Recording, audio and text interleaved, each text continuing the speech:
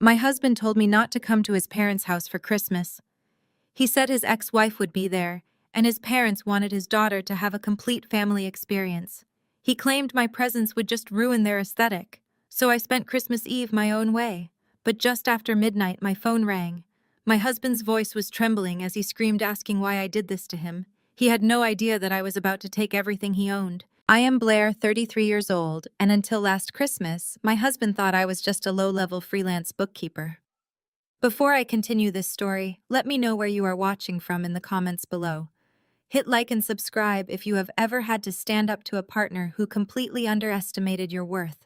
The snow was falling heavily outside our Boston suburb window on Christmas Eve when Trevor zipped up his designer leather duffel bag. At 36, Trevor was the CEO of a flashy tech startup, a man who built his entire personality around expensive suits, networking events, and projecting an image of limitless wealth. I stood in the doorway of our master bedroom watching him pack his cashmere sweaters with frantic energy. "I think it is best if you just stay here tonight," he said without looking at me. "Monica is bringing Lily over to my parents' estate for Christmas Eve dinner. Mom and Dad want to take family portraits by the tree tomorrow morning, and they want Lily to feel like she has a complete, unbroken family for the holidays." I walked over to the bed and picked up a stray shirt he had left wrinkled on the mattress. I smoothed out the fabric, folding it with deliberate, calm precision. "A complete family," I repeated, keeping my voice entirely devoid of emotion. "And I suppose my presence as your actual wife would just ruin the aesthetic of this complete family picture." Trevor sighed heavily, the kind of exaggerated sigh a teacher gives a slow student. "Honestly, Blair, yes. You always look so out of place at these things. You do not mingle well with their friends, and you just sit there making everyone uncomfortable. It is better for everyone if you just stay home and enjoy a quiet night by yourself." I placed his folded shirt neatly into his bag. "I suppose it is better," I replied. "Just like my presence ruined your father's retirement gala last month, which is why your mother made me sit at the overflow table near the kitchen doors." I was placed next to the catering staff while Monica sat at the head table right beside you. Trevor rolled his eyes and forcefully zipped the bag shut. "You are being completely unreasonable again. My parents were hosting major venture capitalists that night. Monica knows how to handle herself in high society. She knows how to schmooze. You do taxes for local laundromats and small businesses.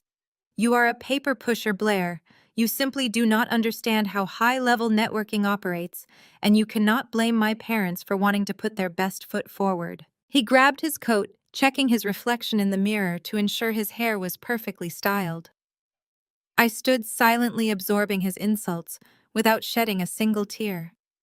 For 3 years, I had listened to him mock my home accounting business. For 3 years, I had let him and his elitist parents treat me like an uncultured maid they generously allowed into their inner circle. They thought I was a fragile, boring woman who was lucky to be married to a Silicon Valley genius. They did not know that my home office was the headquarters of a private equity firm I had built from the ground up. I did not do taxes for laundromats. I acquired distressed assets, restructured failing corporations, and ruthlessly liquidated bad debt. And I had spent the last 8 months quietly buying up every single piece of Trevor's failing corporate debt. A loud, obnoxious car horn honked from the driveway, interrupting the silence in the bedroom. I walked over to the window and looked down through the falling snow. A brand-new cherry-red Porsche Macan was idling in our driveway. Monica was sitting in the driver's seat wearing a fur coat and tapping impatiently on the steering wheel. Trevor grabbed his bag and headed for the stairs. "Monica is giving me a ride to the estate," he called back over his shoulder. "I will see you on the 26th. Do not wait up." I followed him down the stairs and watched from the doorway as he hurried out into the cold. Monica rolled down the window of the Porsche. She looked past Trevor, locking eyes with me on the porch, and flashed a brilliant, condescending smirk. "Thanks for holding down the fort, Blair," she shouted over the hum of the luxury engine. "Trevor told me your cooking is usually a disaster, so I went ahead and ordered fresh Maine lobster for the whole family tonight. Try to enjoy your microwave dinner." Trevor reached the car, dropped his bag in the back, and leaned into the driver's window. Right there in my driveway, he kissed his ex-wife on the lips. It was not a friendly peck. It was a lingering, proprietary kiss. He pulled away, gave me one final dismissive glance, and got into the passenger seat. The Porsche sped off down the snow-covered street, leaving tire tracks in the fresh powder. I stood on the porch for exactly 10 seconds, letting the freezing winter air bite at my cheeks. I did not scream. I did not break down. I simply turned around, walked back inside, and locked the heavy front door. I walked straight past the kitchen and down the hall to my small, unassuming home office. I sat down at my desk, swiped my thumb across the biometric scanner of my secure laptop, and typed in a complex 40-character passcode. The screen hummed to life, bypassing the fake accounting software I kept on the desktop and opening my secure corporate dashboard. The screen glowed with charts, legal filings, and financial metrics. In the center of the screen, a progress bar regarding the hostile takeover of Trevor's tech startup read 100% completed. The grace period for his loans had officially expired at 5 o'clock this evening. He was legally insolvent. I picked up my cell phone and dialed the direct line to my lead corporate attorney. He answered on the first ring. "Klein," I said, my voice steady and cold. "The grace period is over. Initiate the asset seizure under UCC, Article 9 immediately. Freeze the corporate accounts, lock down his personal guarantees, and execute the foreclosure on the estate. I want everything frozen before they even serve the appetizers." "Consider it done," Boss Klein replied. I hung up the phone, leaned back in my ergonomic chair, and looked out the window at the falling snow. Trevor wanted a complete family Christmas without his paper pusher wife. He was about to get exactly what he asked for, along with a massive lesson in high-level networking. The silence of the house settled around me, heavy and absolute, broken only by the steady hum of my server rack tucked discreetly inside the custom mahogany cabinetry. I poured myself a single glass of Cabernet, the dark red liquid catching the glow of my 4 curved monitors. Then my phone vibrated against the polished wood of my desk. The screen lit up with a notification from the Wilson family group chat. I tapped it open. Patricia, my mother-in-law, had uploaded a high-resolution photo. It was Trevor and Monica standing in front of the massive stone fireplace at the Wilson estate. They were holding crystal champagne flutes, smiling radiantly, their shoulders pressed together in a picture of domestic perfection. Beneath the photo, Patricia had added a caption and tagged me directly. "So glad we can have a peaceful, high-class Christmas this year without any awkward tension. Trevor works so hard and deserves to be surrounded by his true peers." I read the words twice. There was a time, perhaps 2 years ago, when a message like that would have sent me to the bathroom floor in tears. I would have drafted a dozen frantic replies, trying to defend myself, pointing out the cruelty, or begging Trevor to intercede on my behalf. Tonight, I felt absolutely nothing. No, that was a lie. I felt a deep, profound sense of clinical satisfaction. I set the phone face down on the desk. I did not type a reply. I had a much louder response in mind. My hands moved to this keyboard, my fingers flying across the mechanical keys with the muscle memory of a predator that had spent 3 years silently stalking its prey. I opened the master ledger for Apex Capital. When Trevor first met me, I was a mid-level financial analyst. When we married, he convinced me to quit the corporate firm, claiming his startup was about to go public and he needed a wife who could manage the household, not someone exhausted from 80-hour work weeks. I compromised. I started taking private clients from home. Trevor laughed at it. He told his tech investor friends I was a glorified bookkeeper balancing ledgers for mom-and-pop laundromats. He loved that narrative. It made him the undisputed king of the castle, the visionary CEO, while I was just the domestic bean counter keeping track of the grocery budget. He never bothered to actually look at my monitors. If he had, he would have seen that my clients were not laundromats. They were offshore hedge funds, aggressive venture capitalists, and silent partners looking to liquidate bloated, poorly managed tech startups. Startups exactly like his. While Trevor was spending $500,000 a year on leased supercars, tailored suits, and private dinners with Monica to project an image of unstoppable success, I was aggressively consolidating capital.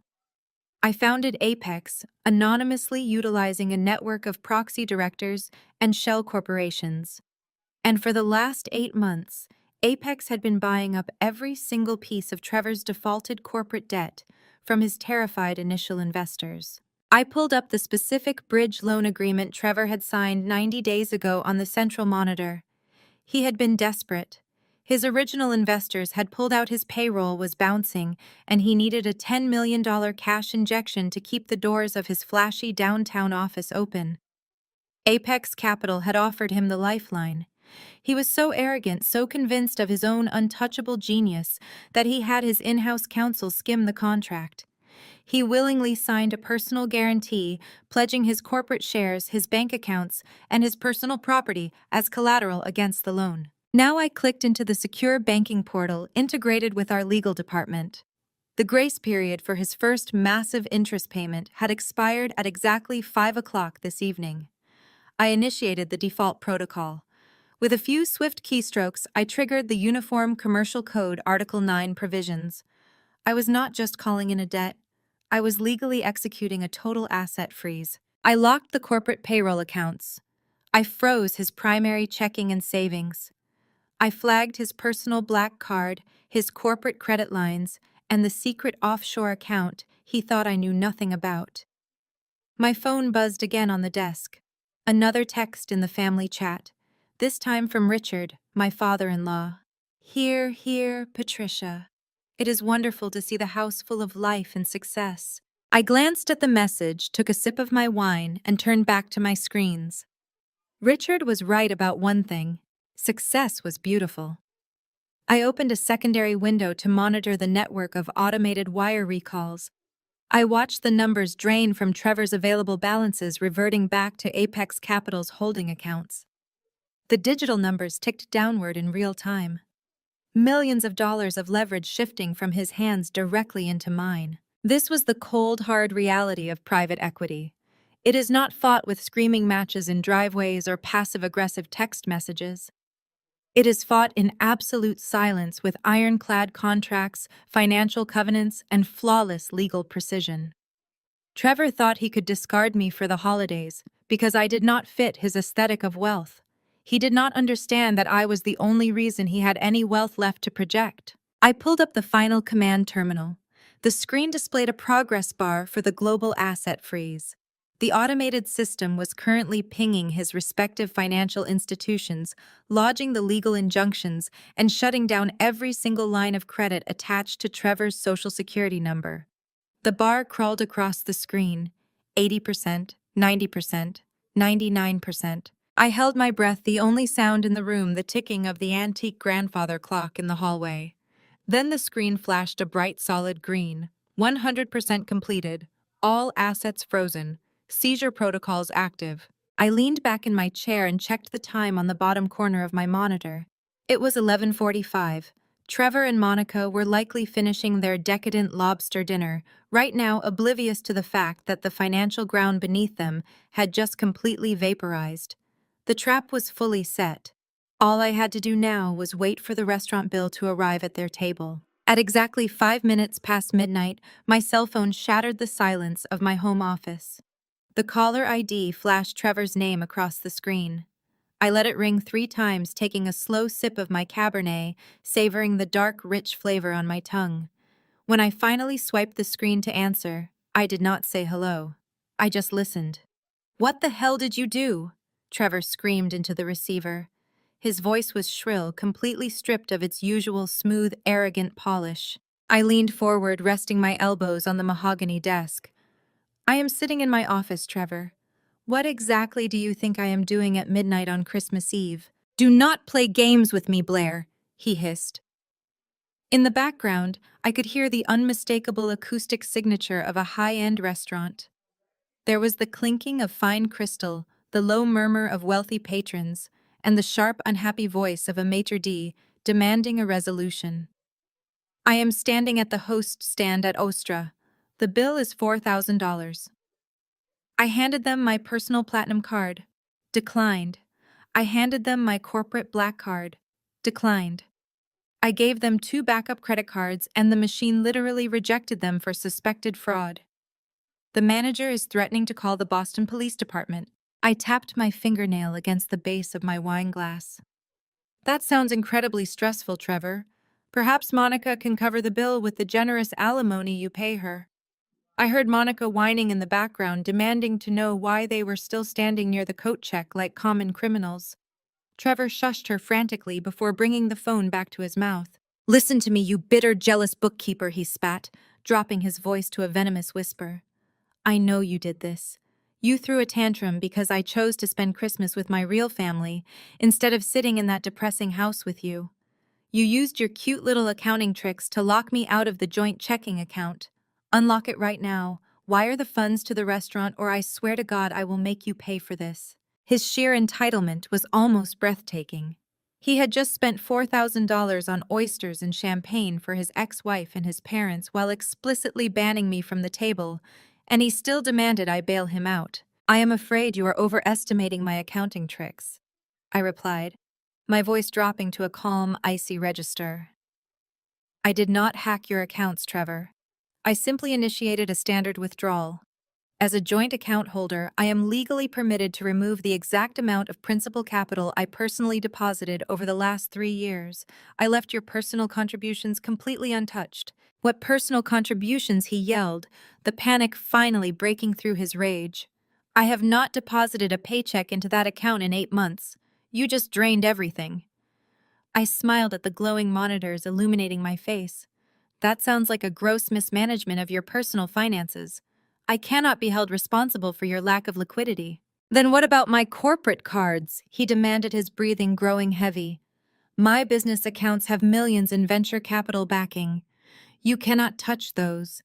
You are just a freelancer. You have zero authorization on my corporate ledger. I am calling my bank tomorrow morning and having you arrested for cyber fraud." I took another sip of wine, watching the digital dashboard confirm that his corporate accounts were frozen tight under federal banking regulations. "I would strongly advise against calling the police, Trevor. I did not touch your corporate cards. I suggested you think back to the bridge loan you signed 90 days ago. You know, the $10 million cash injection you took from Apex Capital to keep your startup from drowning." There was a heavy, dead silence on the line. The background noise of the restaurant seemed to fade away. "What does Apex have to do with this?" he asked, his voice suddenly hollow. "You missed your first major interest payment at 5 o'clock this evening," I explained, reciting the facts with brutal corporate precision. "When a company defaults on a high-yield distress loan, the creditor immediately executes a financial freeze. They lock down the corporate accounts to prevent the delinquent CEO from, say, spending $4,000 on luxury dinners instead of making payroll. Your creditors finally caught up with you, Trevor. You are insolvent.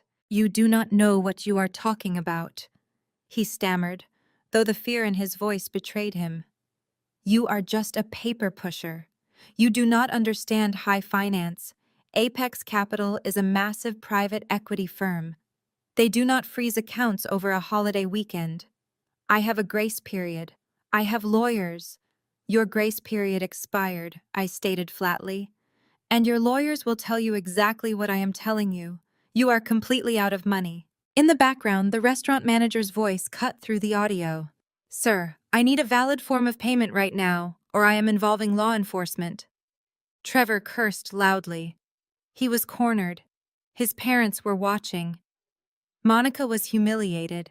The perfect wealthy image he had meticulously crafted was shattering in the middle of a crowded restaurant.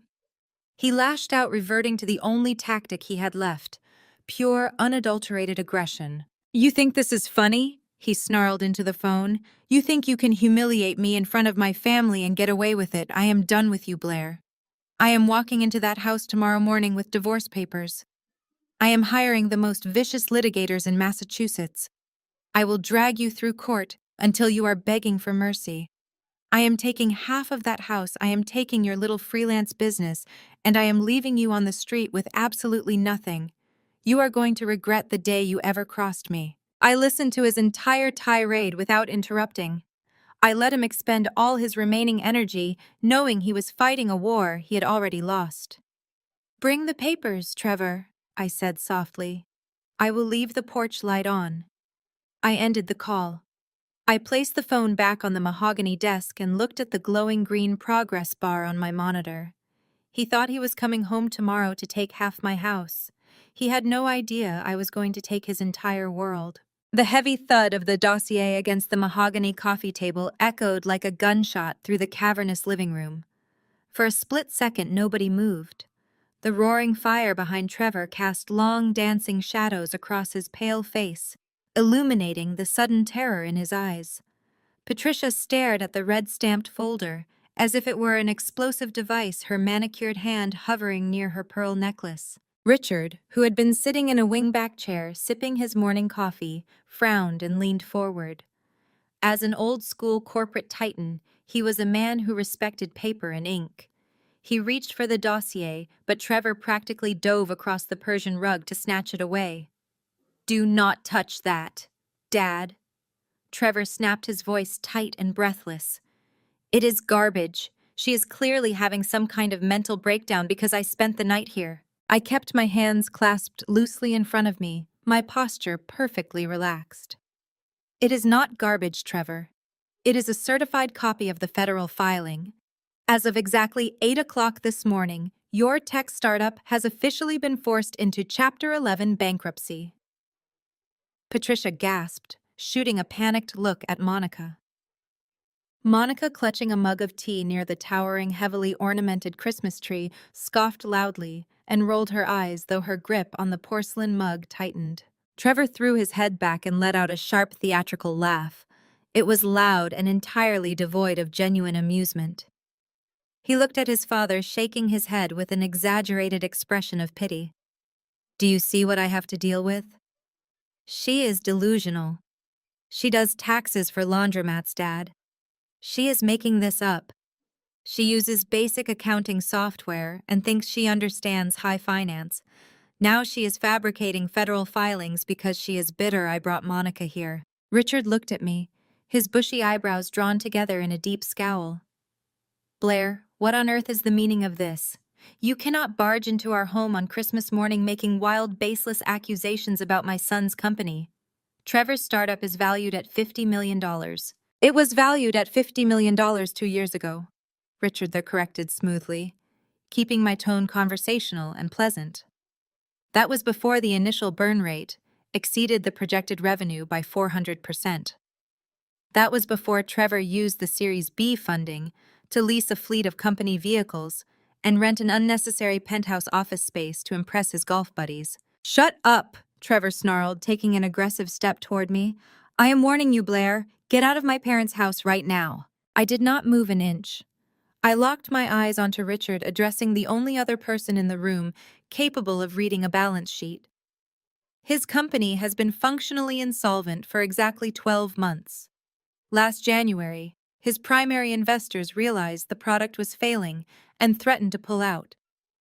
To keep them quiet, Trevor took out a high-yield short-term bridge loan. He needed cash fast to maintain the illusion of success. "She is making this up," Trevor yelled, his hands balling into fists at his sides.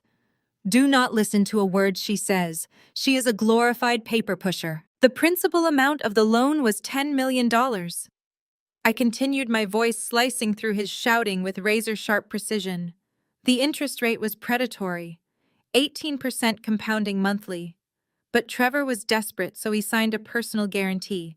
He put up his corporate shares, this entire estate, and all of his personal assets as collateral." Richard stood up slowly. He looked at Trevor, and for the first time I saw a genuine flicker of doubt cross the older man's face. "Trevor, what is she talking about?" What personal guarantee? Trevor was sweating now. Despite the chill of the Boston winter outside, beads of perspiration dotted his forehead and upper lip. "Nothing, Dad. It is a complete fabrication. She hacked my bank accounts last night, and now she is spinning this insane story to cover her tracks. She is trying to ruin Christmas." I took a single step forward, bridging the physical gap between us, projecting absolute authority. "I did not need to hack your accounts, Trevor. I own the debt. I am the CEO of Apex Capital. And as of yesterday at 5 o'clock, you missed your final grace period payment of $1,822,416.12. The exactness of the number hit the room like a physical blow. "Your total outstanding corporate liability," I stated, enunciating every single syllable so the words would echo in their ears, is currently $14,386,912.40. You have $42.16 left in your operational checking account. Your payroll bounced 3 days ago, meaning your employees will wake up the day after Christmas to empty bank accounts. And the cherry red Porsche sitting in the driveway outside the leasing company initiated repossession protocols at dawn. Trevor's mouth opened, but no sound came out. The blood had completely drained from his face, leaving him looking like a ghost in his expensive cashmere sweater. He looked frantically at Monica, then at his mother, but he had no lies left to spin. You used this estate as collateral? Richard's voice was dangerously low, a deep rumble of absolute fury. He ignored me completely, now his eyes fixed dead on his son. Trevor, did you leverage my house for a bridge loan? Dad, I can fix it. Trevor stammered, his arrogant facade finally crumbling into dust. His voice was small, pleading. I just need a little more time. The new software patch is almost ready. If I can just get another round of seed funding, I can buy out the debt. I swear I can fix it. I smiled, a slow, predatory expression that felt incredibly warm in the freezing tension of the room. You cannot fix it, Trevor. You cannot buy out the debt because I refuse to sell it to you. I am your sole creditor, and I am calling the loan. Monica stepped backward, bumping into the massive Christmas tree. An expensive glass ornament fell and shattered on the hardwood floor, but no one looked down. Her eyes darted between Trevor and me, as if she were watching a horrific traffic accident unfold. Patricia sank onto the velvet sofa, pressing her hand against her chest, her breathing shallow and rapid. I turned back to the mahogany table and tapped my index finger against the thick legal dossier. Inside this folder is the formal notice of seizure. It details the liquidation of your corporate assets, the freezing of your personal accounts, and the official transfer of the deed to this property. I suggest you read it carefully, Richard. Your son just handed me the keys to your retirement. The roaring fire continued to crackle in the hearth, throwing warm light over the opulent decorations and the towering mountain of wrapped gifts. But a stunned, suffocating silence fell over the room. No one yelled. No one moved.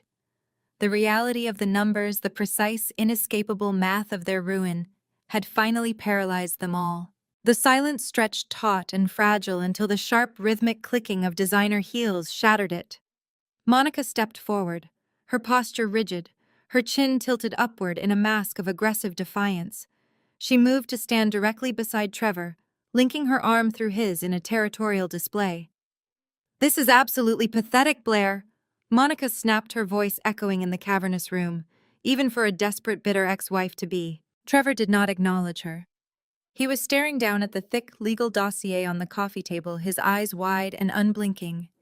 His hands hovered over the pages, trembling so violently he could not bring himself to turn them. Monica unlinked her arm and stepped between us, acting as his personal shield. She pointed a manicured finger directly at my chest.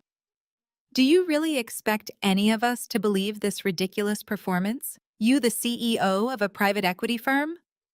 She let out a sharp, condescending laugh that bounced off the high stone walls. You sit in sweatpants in a home office doing tax returns for nail salons and local bakeries. I know exactly what you did. You snooped through Trevor's briefcase, saw the name Apex Capital on his desk, and typed up some fake documents to ruin his family Christmas because you are jealous. Patricia, still clutching her chest on the velvet sofa, nodded vigorously. She is right, Richard. This is a sick, twisted prank. Call the police. Call our legal team. Have her escorted off the property immediately before she damages Trevor's reputation further. Richard did not reach for his phone. He did not call for the estate security. As a man who had built his own fortune in commercial real estate decades ago, Richard understood the devastating weight of undeniable leverage. He kept his eyes locked on his son, reading the sheer, unadulterated terror radiating from Trevor's frozen posture. Richard knew with the cold certainty of a veteran executive that I was not bluffing. You simply do not understand how high-level corporate finance operates. Monica continued, her voice rising in pitch as she attempted to seize control of the narrative. Trevor is a visionary. He is a Silicon Valley prodigy. He does not fail. He just secured a $10 million bridge loan from Apex Capital, a real firm. a ruthless, highly respected Wall Street firm. They thoroughly vetted his financials, they backed his genius, and they are going to take his startup public by the third quarter. I watched her perform. I let the insults wash over me, feeling absolutely nothing but a clinical, detached amusement. For 3 years, I had worn the camouflage of a quiet, unremarkable wife. I had purposefully dressed down, smiled politely at their suffocating dinner parties, and allowed them to build their towering egos on the foundation of my perceived mediocrity. It had been the perfect cover. While they obsessed over outward appearances and social climbing, I had spent thousands of hours analyzing market trends, exploiting regulatory loopholes, and building a financial war machine designed to dismantle weak, over-leveraged companies exactly like Trevor's. They would never hand $10 million to a sinking company, Monica insisted, turning to Richard and Patricia to rally her audience. Trevor always wins. He built this platform from nothing. He networks with the global elite. He plays golf with venture capitalists who manage billions. He bought me a brand new Porsche with his signing bonus. You are a glorified secretary who balances checkbooks for dry cleaners. You are trying to scare his parents because you know Trevor is going to leave you with nothing tomorrow morning. You are desperately trying to claw your way into a world you do not belong in. Trevor finally managed to grab the edge of the dossier. His knuckles were white. He flipped open the heavy, red-stamped cardstock cover. I watched his eyes scan the first page. He was looking at the official corporate seals, the federal bankruptcy court watermarks from the Southern District of New York, the exact, undeniable digital signatures he had executed via secure portal 90 days prior. He turned to the second page, his eyes darting frantically across the asset forfeiture clauses. He was reading the precise legal mechanism that transferred ownership of the very house we were standing in directly to my holding company. Monica, Trevor whispered. His voice was completely hollow, stripped of every ounce of arrogance. It sounded like a death rattle. No, Trevor, do not let her intimidate you, Monica snapped, whirling around to face him. She is a jealous bookkeeper. She is trying to humiliate you in front of your parents because she knows she does not belong in this family. Tell them. Tell your father that your company is fine. Tell them Apex Capital is backing you. Trevor slowly looked up from the documents. He looked at his father, then at his mother, and finally at Monica. He looked like a man standing on the gallows. The signatures, he choked out, his chest heaving as he struggled to draw breath. The corporate seals, the asset schedules, they are real. Of course they look real. She forged them. Monica shrieked, the veneer of high society elegance completely burning away. She marched right up to the edge of the coffee table, slamming her hand against the polished wood. You are going to federal prison for this, Blair. You cannot just invent a fantasy where you control a massive private equity firm to punish your husband for outgrowing you. I remained perfectly still. True power does not require shouting. True power is absolute silence in the face of chaos. I took a slow, deliberate step around the mahogany coffee table, closing the physical distance until I was standing mere inches from Monica. The scent of her expensive floral perfume was overpowering, but beneath it, I could smell the sharp, unmistakable metallic tang of her rising panic. You seem to know a great deal about corporate finance, Monica, I said, my voice dropping to a calm, icy register that seemed to instantly lower the temperature in the room. You speak so highly of this ruthless, highly respected firm that backed your ex-husband's supposed genius. Monica opened her mouth to snap another insult, but the absolute stillness in my gaze paralyzed her vocal cords. I held her eyes, stripping away every single layer of her manufactured superiority until there was nothing left but raw, undeniable truth. Have you ever bothered to look up who actually owns Apex Capital? Monica's perfectly painted lips parted, her jaw going slack. The sharp, aggressive edge of her arrogance dulled instantly into sheer, unadulterated confusion. She blinked rapidly, searching for an answer she did not possess. What are you talking about? She demanded, her voice losing its previous volume. Apex is a major firm. It is run by a board. It is run by powerful people. She trailed off, her eyes darting toward Trevor for backup. She had absolutely no idea who ran the firm. She had simply parroted his boastful talking points to sound important. I stepped past her, dismissing her presence entirely, as if she were a piece of misplaced furniture. I fixed my gaze solely on my husband. Apex Capital is a private holding company, I stated clearly. I registered it in Delaware 5 years ago. I am the founder, the primary managing partner, and the sole majority shareholder. Every single dollar of debt you sold to keep your sinking ship afloat was bought by me. Trevor shook his head violently. The blood rushed back into his cheeks, painting his face a mottled, feverish red. That is a lie, he shouted, his voice cracking under the strain. That is a pathological, psychotic lie. Apex is a billion-dollar entity. You sit at home in sweatpants doing data entry. You do not even know how a bridge loan works. You are insane. Dad, call the police right now. She is having a mental break. A deep, calm voice cut through Trevor's escalating hysteria. Actually, Trevor, she is telling the absolute truth. Everyone froze and turned toward the shadowed alcove near the grand staircase. DeAndre stepped out into the light of the living room. As Trevor's chief financial officer and supposed right-hand man, DeAndre had arrived at the estate before dawn for what Trevor had billed as a critical holiday strategy meeting. He held a ceramic mug in his hand, taking a slow, deliberate sip of his coffee before setting it down gently on a polished side table. DeAndre walked into the center of the room, adjusting his glasses. He did not look at me. He looked directly at Trevor with a mixture of profound exhaustion and utter disgust. I checked the SEC filings last night when your corporate card started declining at the bar. DeAndre said, his voice carrying the heavy weight of a man who had watched a disaster unfold in slow motion. I pulled the public disclosure forms for Apex Capital. She is the majority shareholder. I told you not to sign term sheets you do not understand.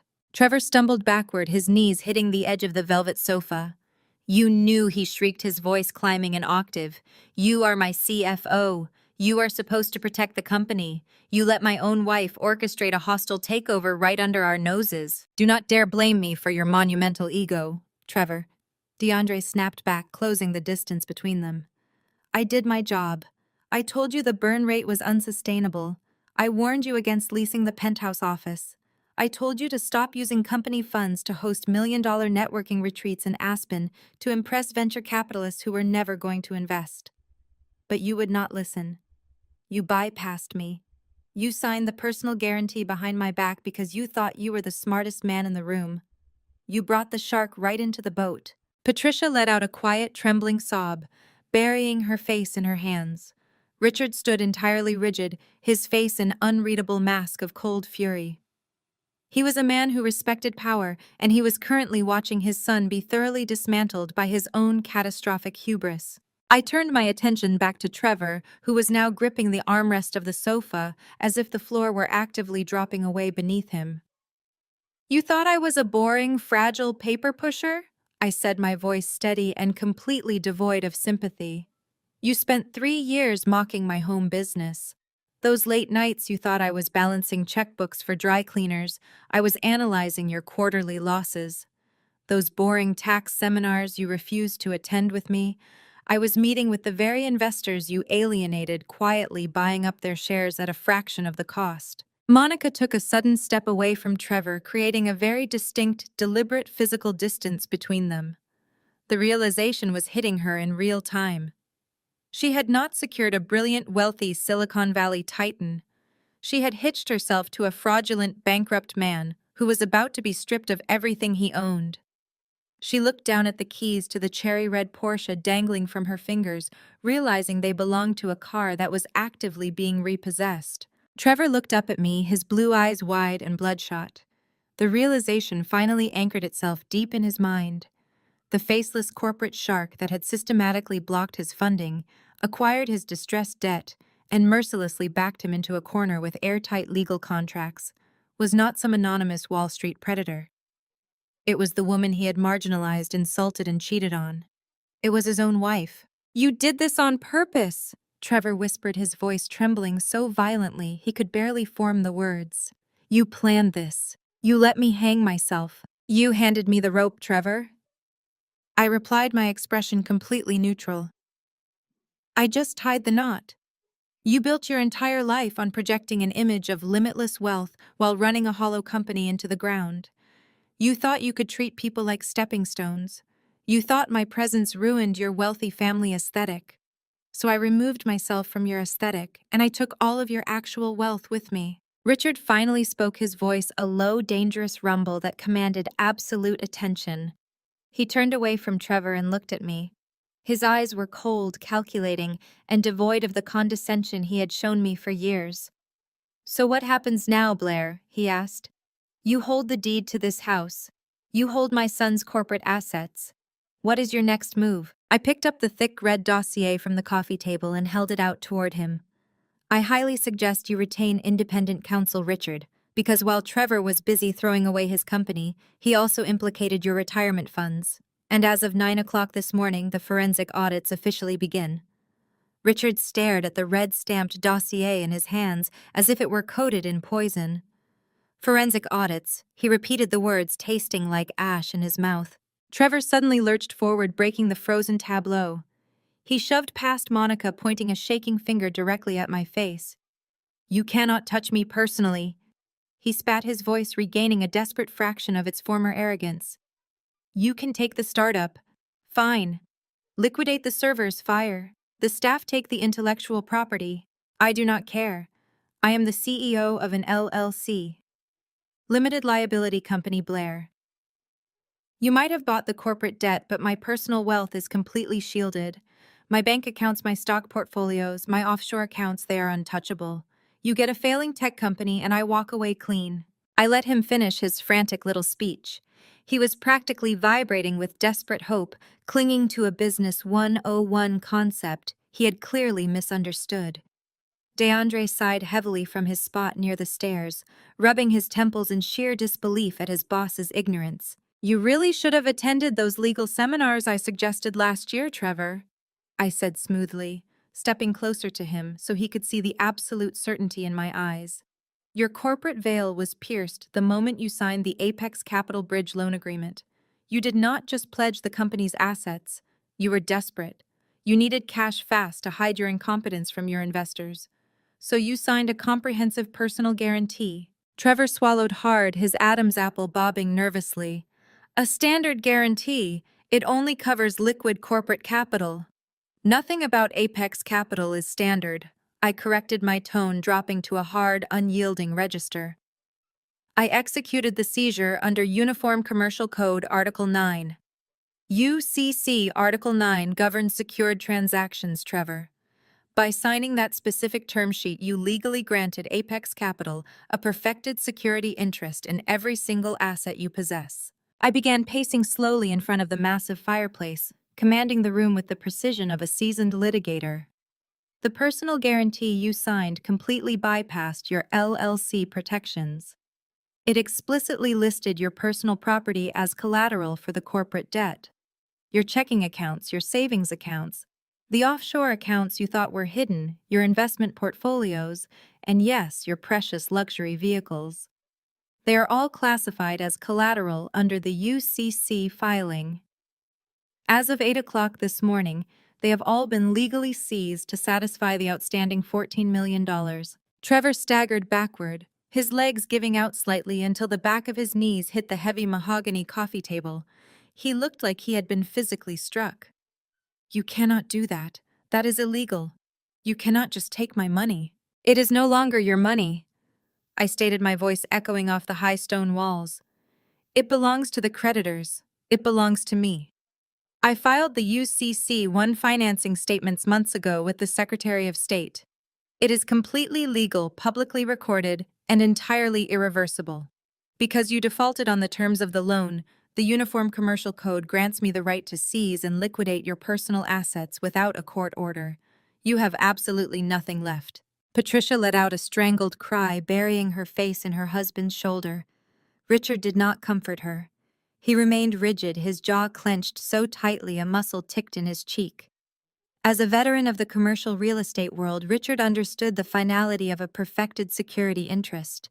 He knew his son was financially dead. "You stupid, arrogant fool!" Richard growled, his voice vibrating with absolute disgust. You leveraged your entire life and my estate because you were too proud to admit you were failing, Dad. I did not know, Trevor pleaded, raising his hands in defense. I thought it was just standard boilerplate paperwork. The broker said it was a formality. The broker worked for me, I interjected calmly. I instructed him to present the terms clearly. You signed away your life because you were too busy planning your next golf retreat to read the fine print. Monica had been standing unnaturally still, her eyes darting between Trevor and me. The reality of the situation was finally crashing down on her. The lavish lifestyle, the expensive gifts, the illusion of limitless wealth she had desperately clung to it, was all evaporating before her eyes. She looked at Trevor, her perfectly manicured hands curling into tight fists. "Wait a minute!" Monica snapped, her voice sharp and piercing. She stepped away from Trevor, turning her intense glare toward him. "If she is telling the truth, and she gave you a $10 million bridge loan just a few months ago, where is it?" Trevor flinched, refusing to meet her eyes. He looked at the floor, his breathing shallow and rapid. "It went into the company, Monica. Operating expenses, payroll." "Do not lie to me, Trevor!" Monica shrieked, her composed high society facade completely shattered. $10 million does not just vanish into operating expenses in a few months, especially if the company was already bankrupt. "Where is the money?" Trevor opened his mouth, but no words came out. He looked to his mother for support, but Patricia was weeping silently, refusing to look at him. DeAndre let out a harsh, bitter chuckle from the corner of the room, swirling the remaining coffee in his mug. I reached into my sleek leather briefcase and pulled out a thin black ledger. I walked over to Monica and held it out to her. She hesitated for a fraction of a second before snatching it from my hands. "I tracked every single dollar of the disbursement," I said, maintaining my clinical detached tone. "I highly recommend you turn to page 4, Monica. It makes for fascinating reading." Monica flipped the ledger open, her eyes scanning the meticulously printed rows of numbers and transaction descriptions. I watched her face drain of color, her painted lips parting in absolute shock as she read exactly what her brilliant visionary ex-husband had been doing with the $10 million lifeline. "Have you ever bothered to look up who actually owns Apex Capital?" Monica's perfectly manicured fingernails dug into the thick parchment of the ledger. Her breathing hitched a sharp, ragged sound that cut through the heavy silence of the living room. She traced the printed lines of ink, her eyes darting frantically back and forth, as the undeniable truth of Trevor's desperation stared back at her. $214,000 wired to a luxury automotive dealership, Monica read aloud, her voice trembling, stripped completely of its former haughty edge. $3.8 million wired to an escrow account at Beacon Hill Premier Realty. Another $2 million routed through a shell company in the Caymans directly into a private trust. Trevor lunged forward, his face contorted in absolute panic. "Give me that!" he shouted, swiping at the ledger. DeAndre moved faster. The CFO stepped smoothly between them, planting a firm hand on Trevor's chest and shoving him back onto the velvet sofa. "Sit down, Trevor," DeAndre commanded, his voice cold and authoritative. "You have done enough damage for one lifetime." I kept my posture relaxed, my hands clasped in front of me as I watched the grand illusion of Trevor's life shatter into pieces. He did not spend a single dime of that $10 million bridge loan on his company, Monica. I stated, my voice echoing off the high stone walls. There was no new software patch. There was no operational expansion. Your visionary ex-husband committed textbook corporate fraud. He embezzled federal loan disbursements to buy you that cherry red Porsche sitting in the driveway. He bought you the luxury penthouse condo in the Back Bay. He funneled the rest into a private trust fund to secure the absolute loyalty of his perfect aesthetic family. Monica dropped the ledger onto the coffee table as if it were burning her hands. "You bought my apartment with stolen corporate funds," she whispered, staring at Trevor with wide, terrified eyes. "You told me that was your personal signing bonus from a new venture capital firm. You told me you were making $50 million a year." Trevor was hyperventilating, pulling at the collar of his cashmere sweater. "I did it for us, Monica," he pleaded, his voice cracking. "You said you needed security. You said you would not bring Lily around unless I could provide the lifestyle you were accustomed to. I was going to pay it back. I just needed to close one more round of funding, and I could have balanced the books. I did it to keep our family together. I smiled a sharp, humorless expression. You committed multiple federal felonies to impress a woman who only tolerates you when your credit card clears, I corrected. But the true tragedy here is your complete lack of foresight. Because you used a fraudulent bridge loan to purchase those assets, they are entirely subject to clawback provisions. That luxury condo, it belongs to Apex Capital, the trust fund frozen. You did not secure your family, Trevor. You financially destroyed them along with yourself. A sudden, piercing shriek shattered the tension. Patricia leaped up from the sofa, her face flushed a deep, violent crimson. She was not looking at the ledger, nor was she looking at the federal bankruptcy filings. She was glaring directly at Trevor, her hands shaking with unadulterated rage. "You bought her a penthouse!" Patricia screamed, pointing a trembling finger at Monica. "You spent $4 million on your ex-wife!" Trevor flinched, shrinking away from his mother. "Mom, please, I can explain." "Explain what?" Patricia demanded, her voice shrill and echoing with absolute indignation. "Your father and I canceled our winter trip to St. Bart's last month because you begged us for a short-term personal loan to cover your supposed server upgrades. We liquidated a portion of our stock portfolio to hand you $250,000. You looked me in the eye and told me your company was on the verge of a breakthrough. And all this time, you were using family money and fraudulent loans to buy real estate for a woman who already divorced you once." Richard stepped forward, his heavy boots thudding against the Persian rug. The patriarch of the family was not horrified by the fact that his son had committed wire fraud. He was not devastated that Trevor had violated federal securities law or ruined the lives of his employees. Richard was entirely consumed by the sheer narcissistic insult of the money's destination. "You leveraged my estate!" Richard growled, his voice a low, dangerous rumble that made the crystal ornaments on the Christmas tree vibrate. "You placed the home your grandfather built in jeopardy not to save your business, but to finance a vanity project for her." He gestured toward Monica with a look of supreme disgust. "You stole from your own blood to buy back a woman who took half your assets in the divorce settlement. You are a pathetic, weak-minded fool, Trevor." "Dad, I had to," Trevor begged, tears welling in his eyes. "You always said I needed to project success. You taught me that image is everything. If I lost the company and lost Monica, I would be nothing. I was just trying to maintain the standard you set for me." Richard did not offer an ounce of sympathy. He turned his back on his weeping son and faced me. His posture was rigid, his jaw set in a hard, unforgiving line. He had calculated the angles, assessed the damage, and immediately shifted into the only mode he knew: aggressive, authoritarian control. He pointed a thick, calloused finger directly at the front door. "You have made your point, Blair. You came in here, you put on your little theatrical performance, and you embarrassed my son. I will concede that Trevor is a fool, but this ends right now." I did not move. I met his glare with absolute, unwavering calm. "This does not end until the liquidation is complete, Richard." Richard took a step closer, his chest puffed out in an attempt to physically intimidate me. "You will drop this ridiculous crusade. I do not care what paperwork you managed to trick my idiot son into signing. I have a team of corporate lawyers who will tie you up in litigation for the next decade. I will personally bleed your little private equity firm dry in legal fees before I let you touch a single brick of my property." He pointed at the door again, his voice rising to a commanding shout. "This is a private family matter. Get out of my house before I call the police for trespassing." I did not flinch. I did not take a single step backward. I stood planted on the center of the antique Persian rug, letting his booming, authoritative shout fade into a pathetic, hollow silence.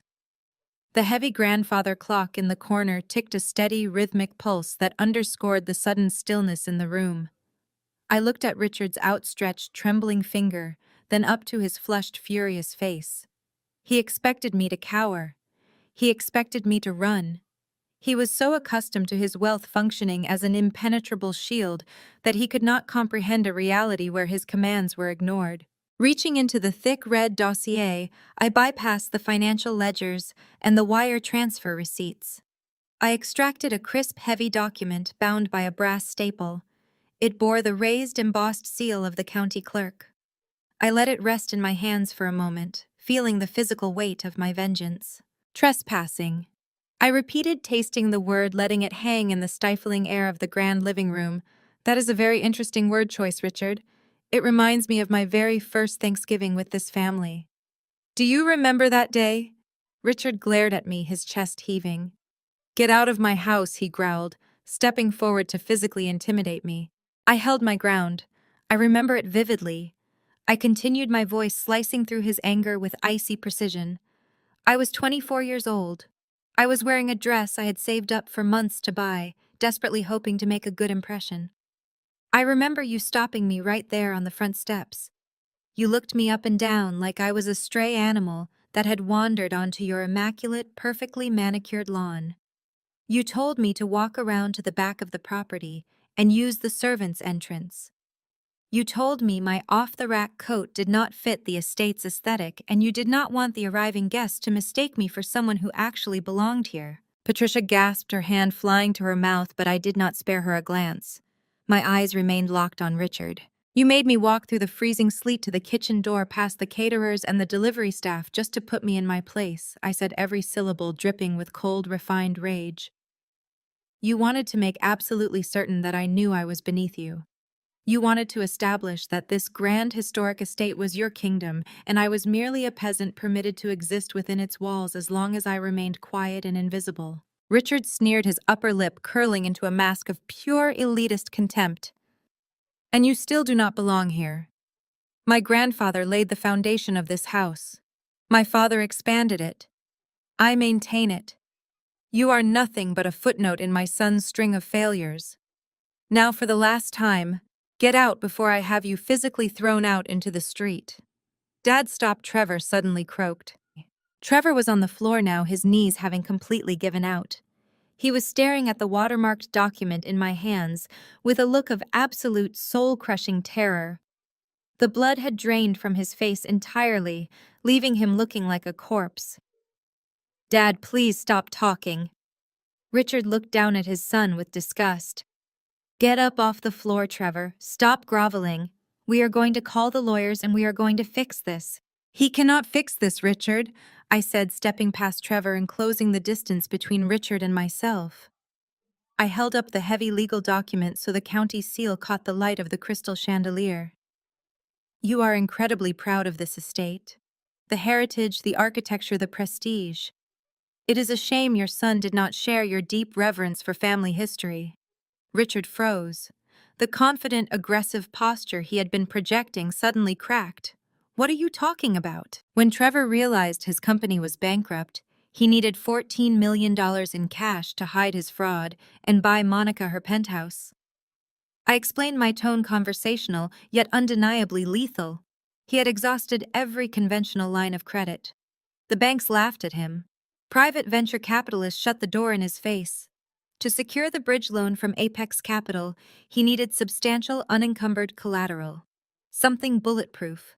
I watched the realization hit Richard in slow motion. The color drained from his face, mirroring his son's pale, terrified expression. 2 years ago, you transferred the deed of this house into the family trust to avoid inheritance taxes. I continued, mercilessly twisting the knife. And you made Trevor the primary financial trustee, granting him full legal authority to leverage the trust's assets for business ventures. You handed a desperate, fraudulent man the keys to your kingdom because you blindly trusted his illusion of success. Richard shook his head, slowly taking a stumbling step backward. No. No, he would never. He knew this house was off limits. It is our legacy. I slid the heavy embossed document across the smooth surface of the mahogany coffee table. It came to a stop, perfectly aligned with Richard's trembling hands.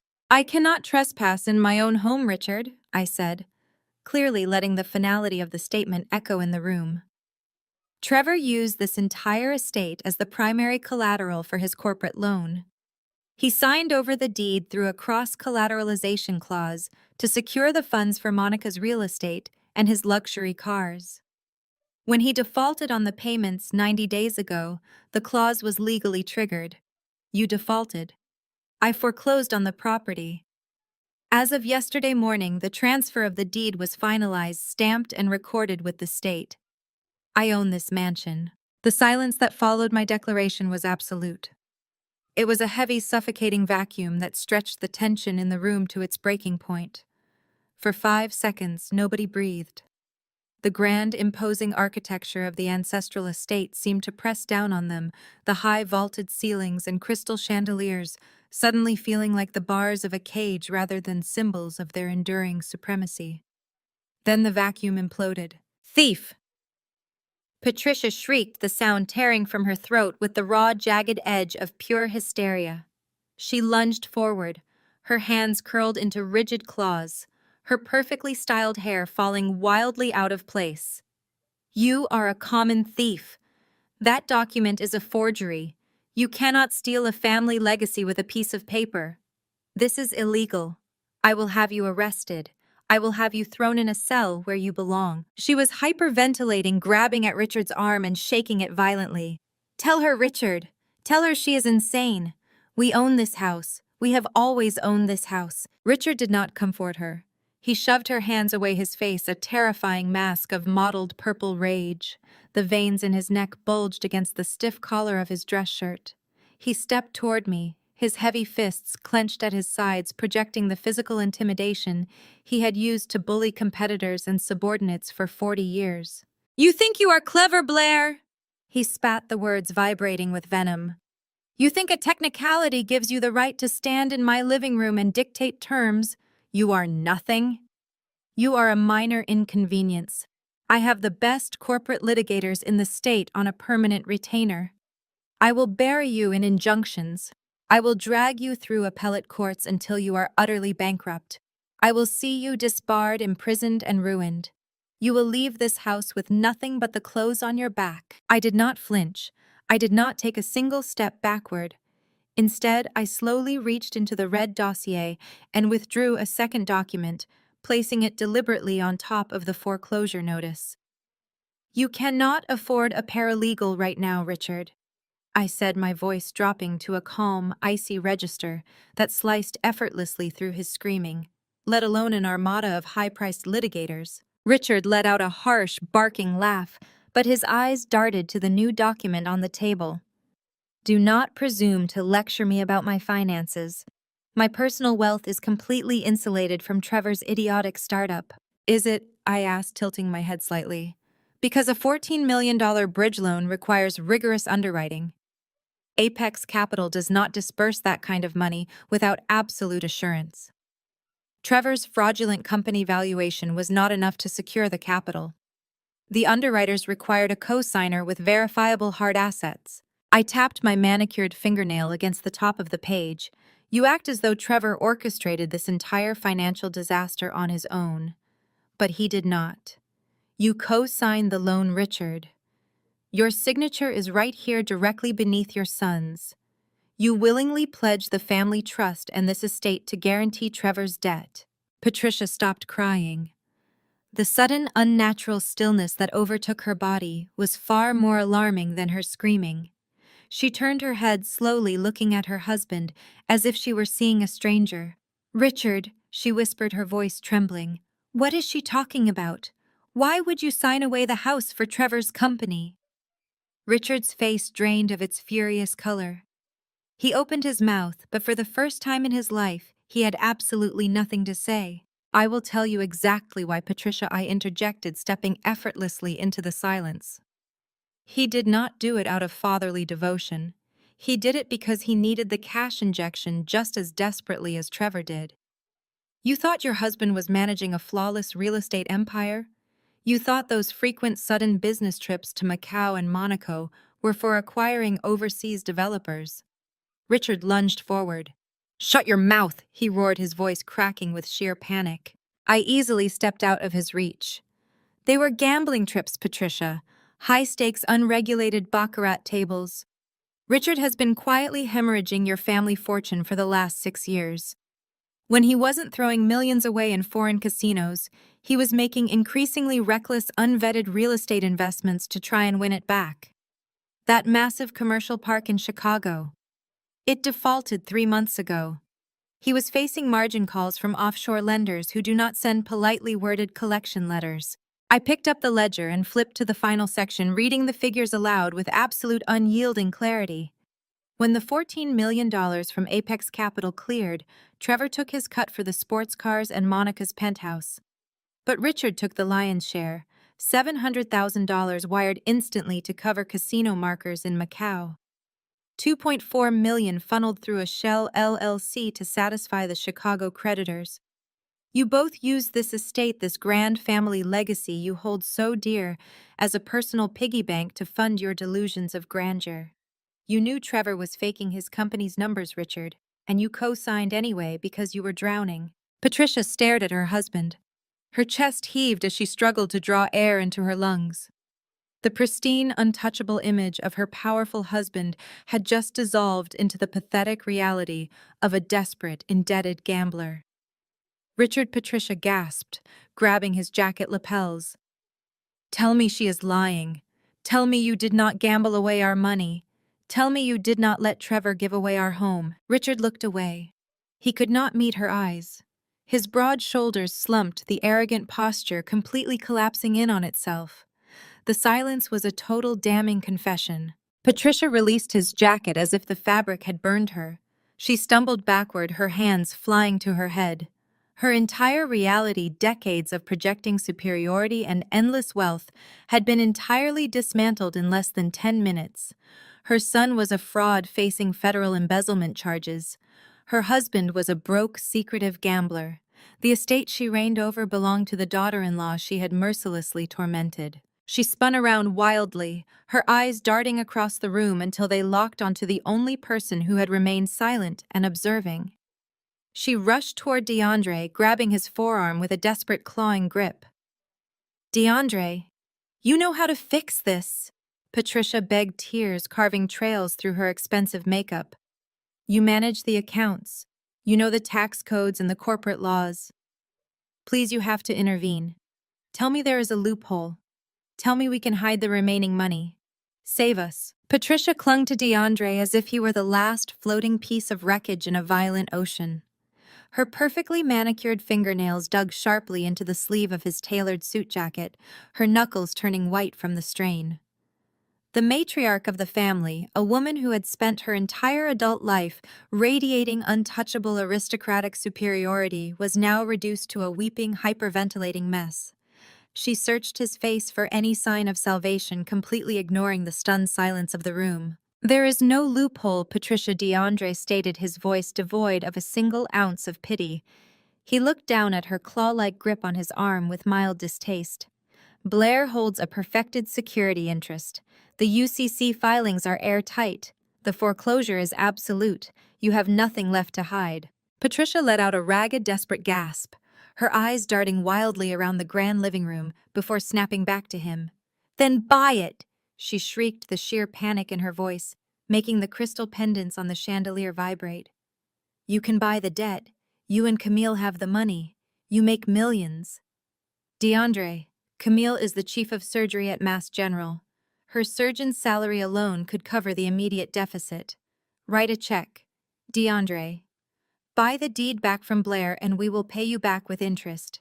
We will give you equity in Richard's commercial parks. Just do not let her take my home. DeAndre stared at her for a long, heavy moment. He slowly reached down and peeled Patricia's trembling fingers off his jacket, pushing her hand away with deliberate, agonizing finality. He smoothed the fabric of his sleeve. Then a low, resonant sound started in the back of his throat. DeAndre laughed. It was not a chuckle of amusement, but a deep, booming laugh of absolute incredulity. The sound echoed off the high stone walls, cutting through the stifling tension like a blade. Richard bristled, his face darkening with fresh rage, while Trevor remained frozen on the floor, too broken to even react. You want a bailout? DeAndre said, his laughter fading into a cold, lethal glare. You are standing in the middle of a foreclosed mansion. Your husband is drowning in secret gambling debts, your son is facing federal embezzlement charges, and your first instinct is to demand a multi-million-dollar handout from me. DeAndre took a step forward, towering over Patricia. Let us talk about your concept of family equity, Patricia. Do you remember the country club gala last December? The one where you proudly paraded me around your wealthy insular social circle, introducing me as Trevor's brilliant diversity hire rather than his chief financial officer? Patricia opened her mouth, her face flushing a deep, embarrassed crimson, but DeAndre did not let her speak. And let us talk about my wife's surgeon's salary. DeAndre continued, his voice rising, commanding the entire room with the meticulous, unforgiving precision of a man who had kept receipts for years. You want Camille to write you a check to save your estate? Is this the same Camille you flagged down in the hallway during your summer charity auction? You snapped your fingers at my wife, a renowned neurosurgeon, and ordered her to collect the empty champagne flutes because you naturally assumed any black woman standing near the kitchen must be part of the catering staff. Patricia recoiled, stumbling backward, as if she had been physically struck. DeAndre, please. That was a terrible misunderstanding. I apologized for that. You apologized because Richard realized I was the only person keeping Trevor from bankrupting this family 2 years ago. DeAndre snapped, stepping directly into her space. You do not respect me. You do not respect Camille. You certainly never respected Blair. You spent years treating me like a walking ATM, expecting me to miraculously fix Trevor's gross incompetence and balance his fraudulent books. And you spent years treating Blair like an unpaid maid simply because she preferred reading over participating in your shallow, toxic country club gossip. Richard stepped forward, his fists clenched, attempting to salvage whatever shred of authority he had left. Watch your tone, DeAndre.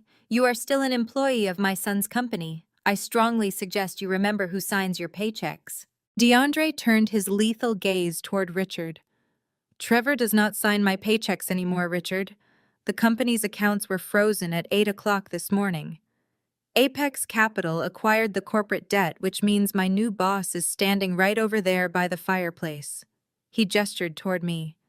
And frankly, Blair pays significantly better than your fraudulent son ever did. The utter finality of the statement crushed the last ounce of defiance out of Richard.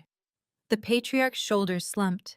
He looked around the grand living room at the antique furniture, the expensive artwork, and the soaring ceilings, finally realizing that he owned absolutely none of it. The illusion was dead.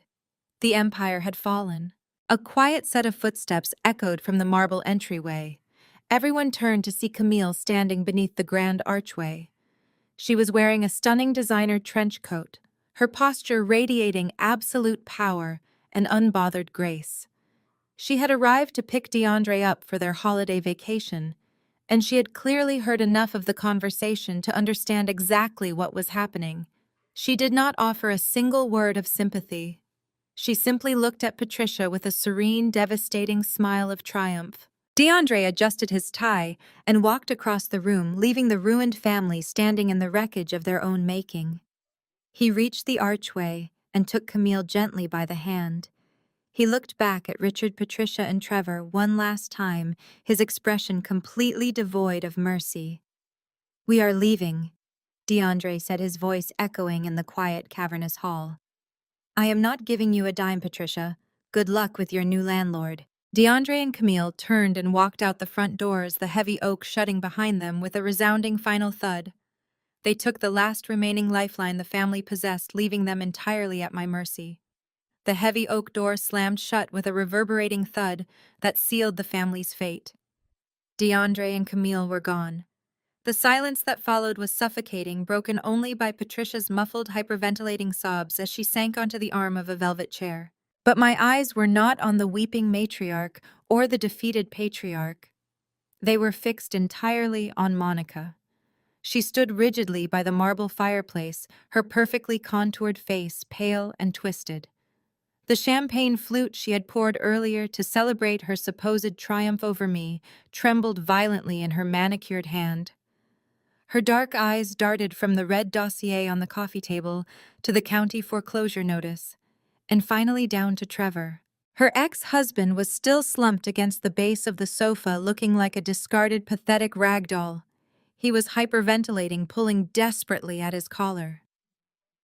"Federal fraud charges."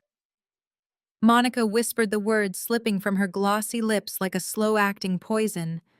She took a deliberate step toward him, her heels clicking sharply against the hardwood floor.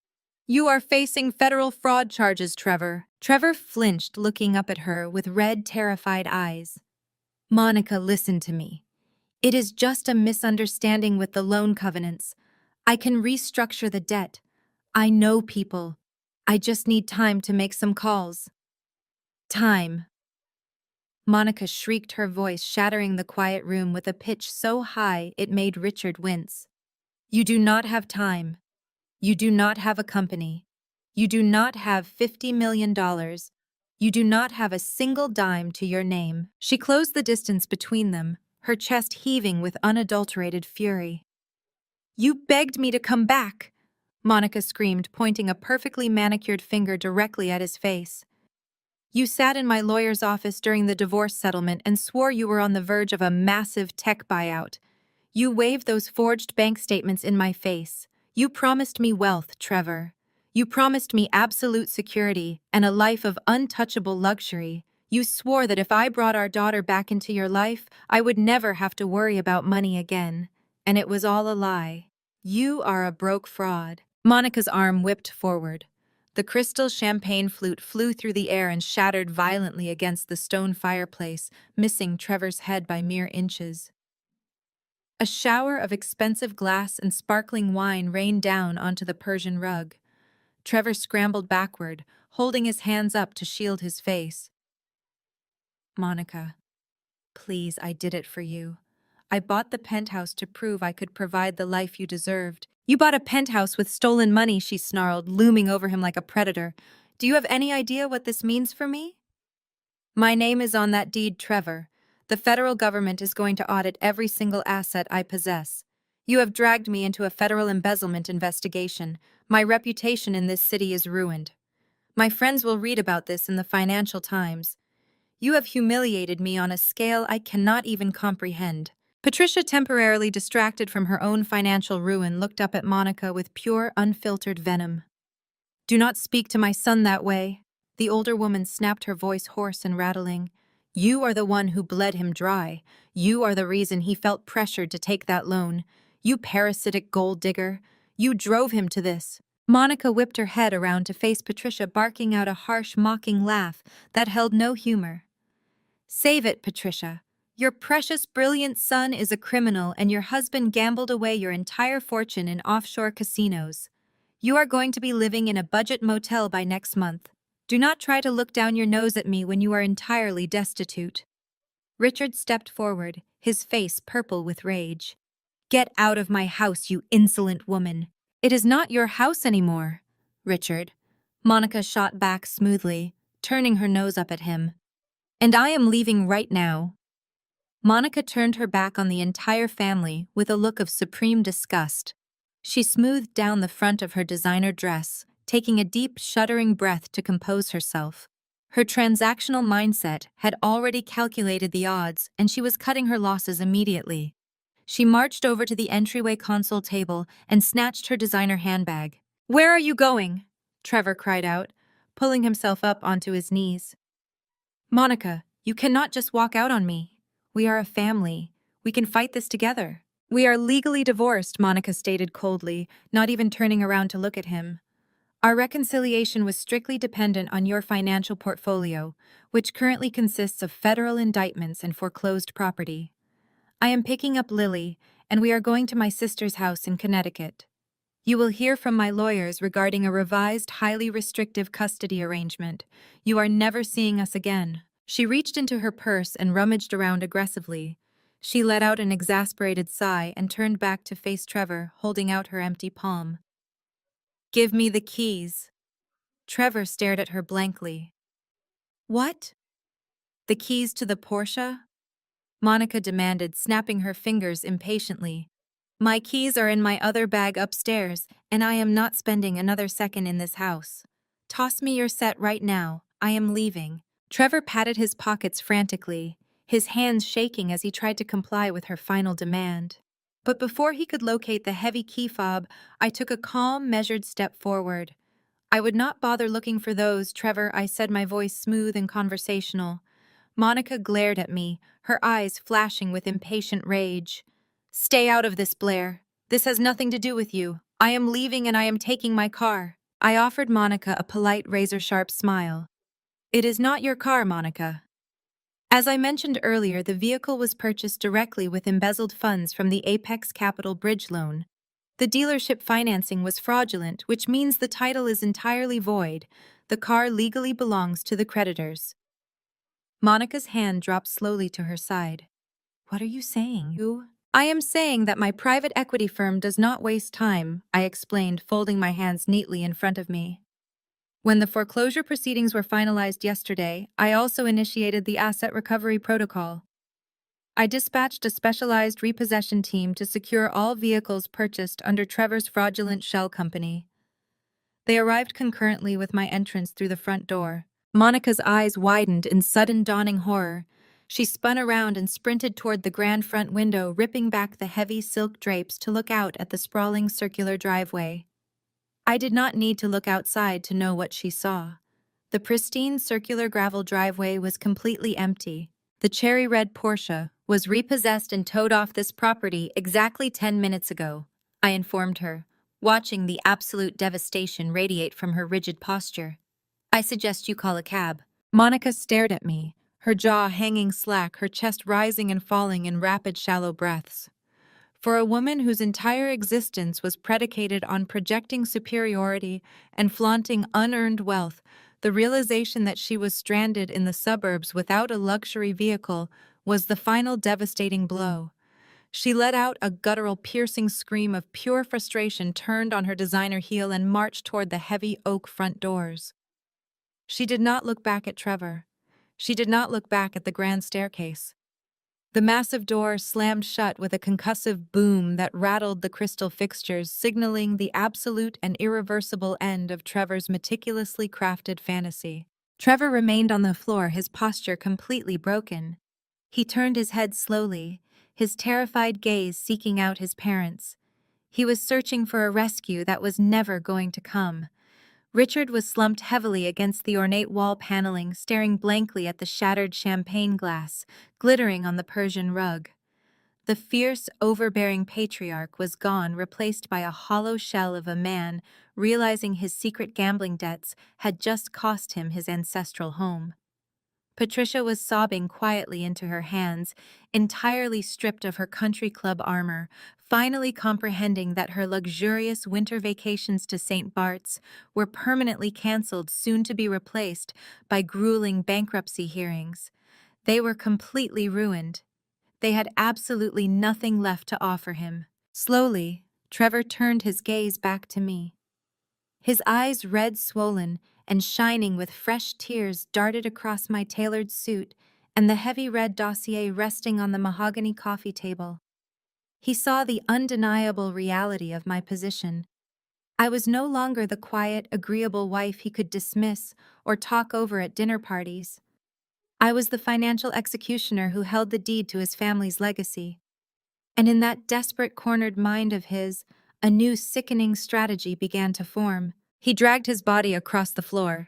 He literally crawled over the expensive antique rug until he was inches from my shoes. He reached out his trembling hands, grasping desperately at the hem of my trousers. "Blair, please," he whimpered, tears spilling freely over his cheeks and dripping onto his ruined cashmere sweater. "Please, look at me. You have to understand why this happened. You have to understand why I did all of this." I did not move away immediately. I stood perfectly still, looking down at him, wanting to see exactly how low he was willing to stoop. "I understand perfectly," I replied, my voice a flat, icy current that froze the air between us. "You committed multiple counts of federal wire fraud to buy the affection of a woman who just left you to take a taxi back to Connecticut." "No," Trevor cried out, his voice cracking with artificial theatrical anguish. "It was never about Monica. She was just a prop, Blair. She was just a distraction because I was utterly terrified of you." I stared at him, my expression hardening into a mask of pure, unadulterated disbelief. "I saw what you were doing." He babbled, the words spilling out of his mouth in a frantic, panicked rush. "Even when we were married, I saw you analyzing those complex commercial real estate portfolios late at night while I was struggling to secure a simple seed round. I saw the discreet banking statements you kept hidden in your home office. You were building something massive, something brilliant right under my nose. You were quietly closing high-yield acquisitions while I was begging my father for cash just to keep my server lights on. You never bragged about it. You never threw your wealth in my face. But I knew. I knew my own wife was infinitely more successful than I would ever be. He tightened his sweaty grip on my pant leg, looking up at me with wide, pleading eyes, trying to manipulate my empathy. "Do you know what that does to a man?" He sobbed, his voice echoing in the silent room. My father raised me to believe I had to be the titan of the family. He taught me I had to project absolute financial dominance at all times. But every single time I looked at you, I felt like a complete fraud. I felt so small, Blair. I was horribly insecure. I took that massive bridge loan because I was desperately trying to build an empire that could rival yours. I bought the luxury cars and the penthouse to force myself to feel like the success you already were. I was completely emasculated by your silent brilliance. I just wanted to be worthy of you.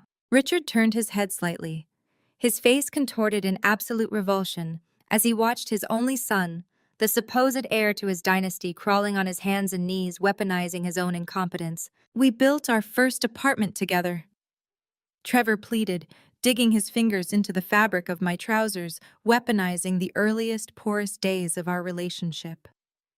"Remember that Blair eating cheap takeout on the floor, mapping out our futures on a whiteboard? You were the only person in the world who believed in me before the venture capital firms even knew my name. Monica meant absolutely nothing to me. You are my true partner. You always have been." He leaned forward, trying to rest his forehead against my knees. "We can fix this, Blair. You own the corporate debt now. You hold the deed to the estate. We can restructure everything under your private equity firm. We can be a team again. I will do whatever you want. I will follow your lead. You promised for better or for worse, and this is the worst. I am begging you to save me. Just please give me a second chance. Do not let the federal agents take me away." I looked down at the man I had once vowed to spend my life with. I searched my chest for a single ounce of pity, a single shred of lingering affection, or even a fleeting memory of the love we used to share. There was nothing. My stomach churned with a profound physical repulsion. He was trying to rewrite history, twisting his blatant narcissism, greed, and infidelity into a tragic story of male insecurity. He wanted me to feel responsible for his crimes. He was a parasite desperately trying to latch onto a new host, now that his previous victims had been bled entirely dry. I forcefully kicked my leg backward, breaking his frantic grip, and stepped away from him as if he were a contagious disease. "You are truly pathetic, Trevor," I stated, my voice ringing with absolute unfiltered disgust. I turned my back on his weeping form and reached into my heavy leather tote bag, bypassing the foreclosure documents and the banking ledgers. "You think you can charm your way out of a federal indictment with a tearful, fabricated confession about your fragile ego? You think this grand performance ends with you walking away free and clear?" I pulled out one final thick manila envelope, the heavy paper sealing his absolute destruction, and held it out toward him. The moment the thick manila envelope appeared in my hand, the pitiful weeping facade Trevor had been projecting vanished completely. The tears welling in his red eyes dried up with unnatural speed. His trembling lips tightened into a hard, cruel line. He realized with sudden and absolute clarity that the groveling had failed. I was not the naive, forgiving woman he had manipulated for over a decade. Trevor slowly pushed himself off the Persian rug, his knees cracking slightly in the deafening silence of the living room.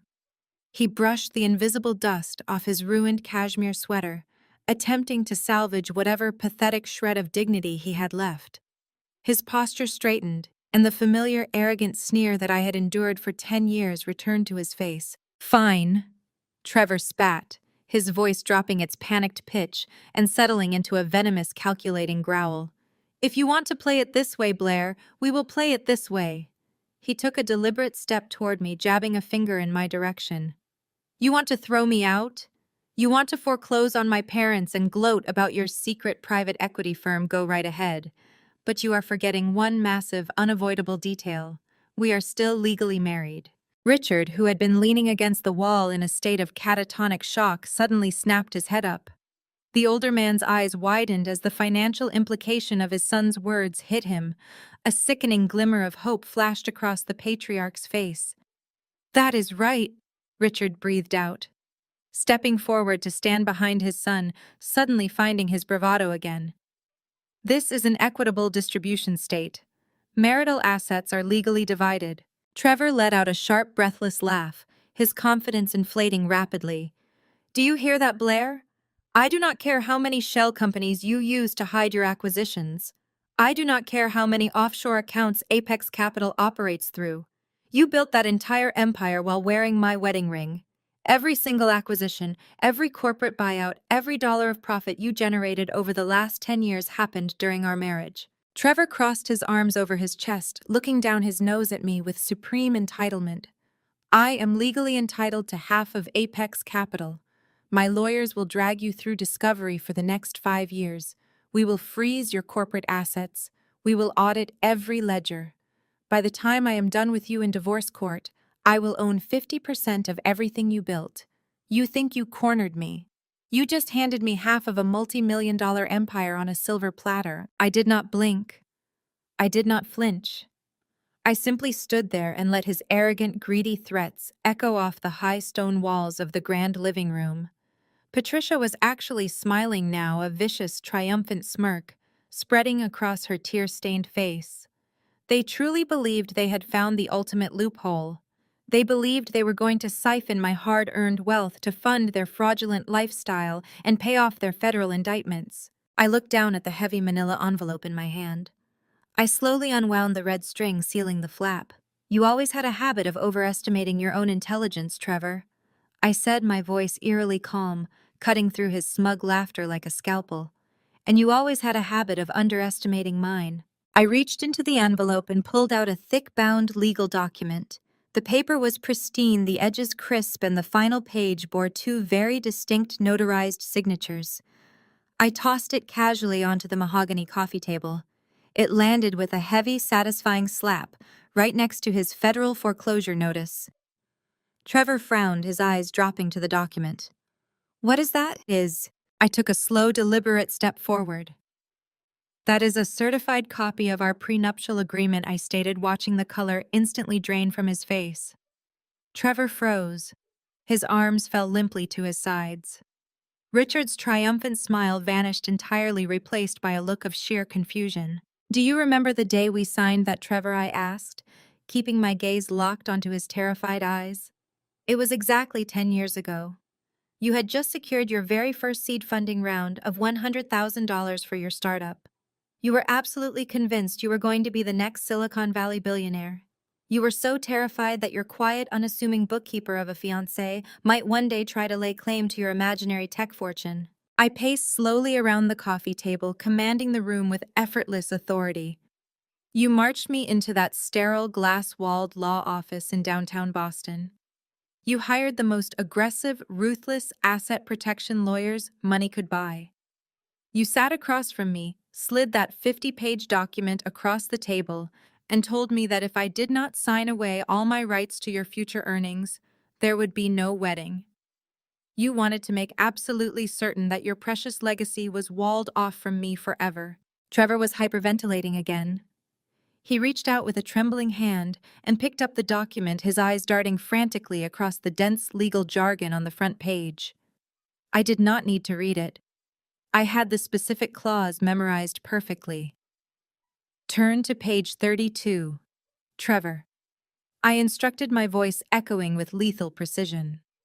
"Section 4, paragraph 2, outlining the division of commercial assets." Trevor frantically flipped through the thick stack of papers, his breathing growing ragged as his eyes scanned the text. "Let me save you the trouble of translating the legalese," I continued, stopping right in front of him.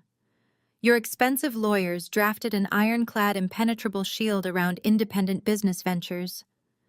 The clause explicitly states that any corporate entities, private equity vehicles, or business assets founded, acquired, or managed individually by either party during the course of the marriage shall remain the sole, separate, and exclusive property of the founding individual." It completely waives any right to equitable distribution of corporate growth or profit. The heavy document slipped from Trevor's shaking fingers and hit the floor. He stared at me, his mouth opening and closing soundlessly. The realization of what he had done a decade ago was crushing him alive. "You demanded a legal wall to keep me away from your money," I said, leaning in slightly, allowing a slow, devastating smile to finally spread across my face. "But you were so blinded by your own arrogance that you failed to realize the wall worked both ways. Your prenup explicitly states that any businesses founded individually remain sole property. You have absolutely zero legal claim to Apex Capital. You will not get a single dime of my firm. You will not get a fraction of a percent of my assets." I stood up straight, looking down at the ruined, pathetic man who had spent 10 years treating me like a stepping stone. "You protected my billions to save your pennies." The absolute finality of my words hung in the air, stifling and heavy. Trevor remained frozen on his knees, his eyes locked onto the notarized pages of the prenuptial agreement that had just incinerated his final extortion attempt. The document he had designed as a financial guillotine for me had severed his own head instead. He slumped backward, his hands falling limply to the floor, the breath leaving his lungs in a hollow, defeated rasp. Richard turned away, covering his ashen face with trembling, liver-spotted hands. The once fearsome patriarch was entirely dismantled. He had gambled away the family fortune, his son had embezzled the rest, and their last desperate legal threat had vanished into thin air. But Patricia was not ready to surrender. She watched her son collapse into a pathetic, whimpering heap, and her survival instincts immediately overrode her aristocratic pride. The sprawling estate, the high society galas, the untouchable status she had enjoyed for 40 years were vanishing before her very eyes. She looked at me, her gaze shifting frantically from my tailored suit to the documents on the table. The contempt that had defined her behavior toward me for a decade disappeared, replaced by a sickening, desperate warmth. Patricia took a tentative step forward. She wiped the mascara-stained tears from her cheeks, smoothed the front of her ruined silk blouse, and forced her face into an expression of maternal affection. "Blair, sweetheart." Patricia began, her voice trembling with manufactured sweetness. She reached out, her fingers hovering just inches from my arm, as if she suddenly realized she no longer had the authority to touch me. "Let us take a breath. We are all emotional. We are all saying things we do not mean." I did not move. I simply stared at her, allowing her to dig her own grave. "Trevor made terrible mistakes."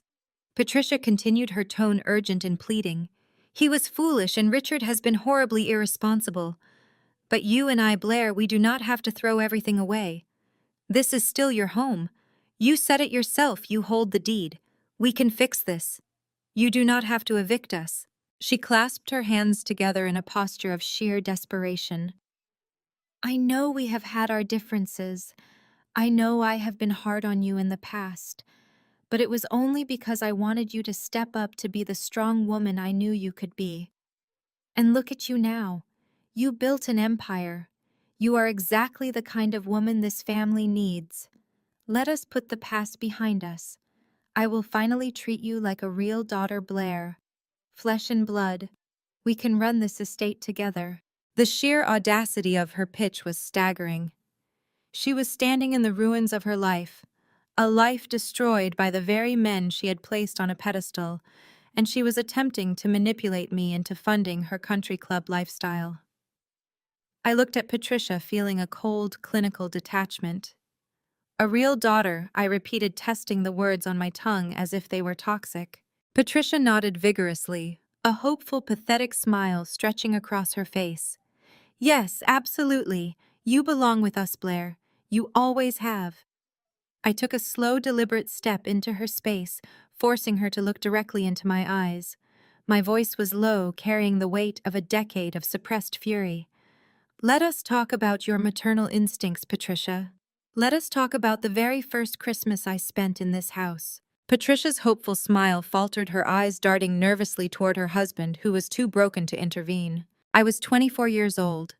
I continued, my words striking her like physical blows. "I spent 3 months working overtime at my entry-level job to buy you that vintage Cartier brooch because Trevor told me you collected them. I wrapped it perfectly. I handed it to you in front of this very fireplace. You smiled, kissed my cheek, and called it charming. Do you remember where I found it 4 hours later? Patricia swallowed hard, taking a slight step backward. Her hands began to shake. Blair, that was a terrible misunderstanding. I found it at the bottom of the trash bin in the guest bathroom. I stated, my voice echoing off the marble floors. It was buried under used paper towels. You did not even have the decency to take it out of the box. You threw it away like garbage because it did not come from an exclusive boutique on Fifth Avenue. I did not stop. I stepped closer, closing the distance, refusing to let her escape the reality of her own cruelty. And let us discuss the country club gala 5 years ago. I pressed on, watching the blood drain completely from her face. The one where you explicitly instructed the catering staff to seat me at the overflow table near the kitchen swinging doors. You spent the entire evening parading Monica around the ballroom, introducing her to your wealthy friends as the woman Trevor should have married. You stood 5 feet away from my table and loudly lamented how your son had ruined his social standing by marrying a nobody with no pedigree and no ambition. Patricia was trembling violently now. She raised her hands as if to physically ward off the memories. Please, Blair, I was wrong. I was so wrong. I see that now. You did not see a single thing until you saw the balance of my corporate bank accounts. I snapped, my voice rising with absolute authority. For 10 years, I was the punchline to your jokes. I was the invisible maid you expected to clean up Trevor's messes. You looked down your nose at me every single day because I preferred working late over attending your shallow charity luncheons. You spent a decade treating me like a disease you could not wait to cure. Tears began to stream down Patricia's face. Real, terrified tears. She dropped to her knees, her silk skirt pooling around her on the floor. She looked exactly like her son, broken, desperate, and entirely stripped of her manufactured superiority. I am begging you, Patricia wept, looking up at me with raw, unfiltered terror. Please, Blair. I have nowhere else to go. All my friends will abandon me. I cannot survive out there. I will do whatever you ask. I will be the mother you never had. Just please do not take my home. I stared down at the weeping matriarch. I felt absolutely nothing but a profound sense of justice. The woman who had spent 10 years attempting to make me feel small was now kneeling at my feet, entirely dependent on my mercy. I looked at her tear-streaked face and delivered the final fatal blow. You do not want a daughter, I said, my voice dropping to a cold, unforgiving whisper. You want a landlord who accepts tears instead of rent. The answer is no. The absolute rejection in my voice stripped away Patricia's last desperate illusion. There would be no tearful reconciliation. There would be no manufactured mother-daughter bonding. There was only the cold, hard reality of a corporate acquisition, and she was nothing more than an evicted tenant. Patricia let out a hollow, wretched sound, her forehead coming to rest against the intricate patterns of the Persian rug. I stepped over her, moving toward the center of the room to address the remaining wreckage of the family. The time for indulging their emotional outbursts was over. You have exactly 48 hours to vacate these premises, I announced, my voice carrying the sharp, unyielding cadence of a boardroom executive. Apex Capital officially takes physical possession of the estate at 5 o'clock on Friday afternoon. If you or any of your personal belongings remain on this property at 5:01, the county sheriff will arrive to forcibly escort you off the grounds for trespassing. Trevor let out a pathetic whimper from his spot on the floor, but Richard finally snapped. The patriarch, having watched his wife humiliate herself and his son grovel like a whipped dog, could no longer contain his fury. Stripped of his wealth, his prestige, and his home, Richard reverted to the only tactic he had left: brute physical intimidation. He pushed himself off the wall, his face flushing a dangerous mottled crimson. He stormed across the living room, his heavy footsteps thudding against the hardwood, until he was standing less than a foot away from me. He towered over me, his broad shoulders squared, his chest puffed out in a pathetic display of traditional patriarchal dominance. The sour stench of stale scotch and nervous sweat radiated off him. You listen to me, you ungrateful little wretch! Richard snarled, his voice a low, vibrating rumble designed to inspire fear. You do not come into my house and issue ultimatums. I built this family. I built this name. You were nothing but a quiet, mousy little nobody who used to fetch my coffee and sit silently in the corner while the real men discussed business in my study. You think because you manipulated some numbers on a spreadsheet that you can stand in my living room and order me out. I will destroy you. I will tie you up in litigation until you are bankrupt, and I will physically throw you out of my house right now if I have to. He took another aggressive step forward, attempting to force me to back away, attempting to make me cower, just as he had successfully made Trevor cower for his entire life. I did not flinch. I did not move a single muscle. I stood my ground, looking up into his bloodshot eyes, with a gaze so steady and devoid of fear that it made him hesitate. Richard Y. said, my tone eerily conversational. You do not seem to comprehend the basic mechanics of collateral. You do not have the funds to hire a lawyer to tie me up in litigation. Your bank accounts were frozen alongside Trevor's. And as for throwing me out of your house, you are currently standing in my house. You own nothing here. Not the walls, not the antique furniture, not the crystal chandeliers, and certainly not the ground beneath your feet. You are permitted to take your clothing, your personal toiletries, and nothing else. Every piece of art, every vehicle, and every piece of jewelry purchased with company funds stays exactly where it is. Richard's hands balled into tight, trembling fists. The veins in his neck bulged against his collar. He raised his arm, his jaw clenching as he stepped even closer, pushing his physical presence to the absolute brink of violence. I calmly reached into my tailored suit jacket and pulled out my mobile phone. I did not break eye contact with Richard as I tapped a single button on the screen. The call connected instantly on speakerphone. Marcus, I said clearly into the quiet room. Are you positioned at the main gates? Yes, Miss Vance, a deep gravelly voice echoed from the phone.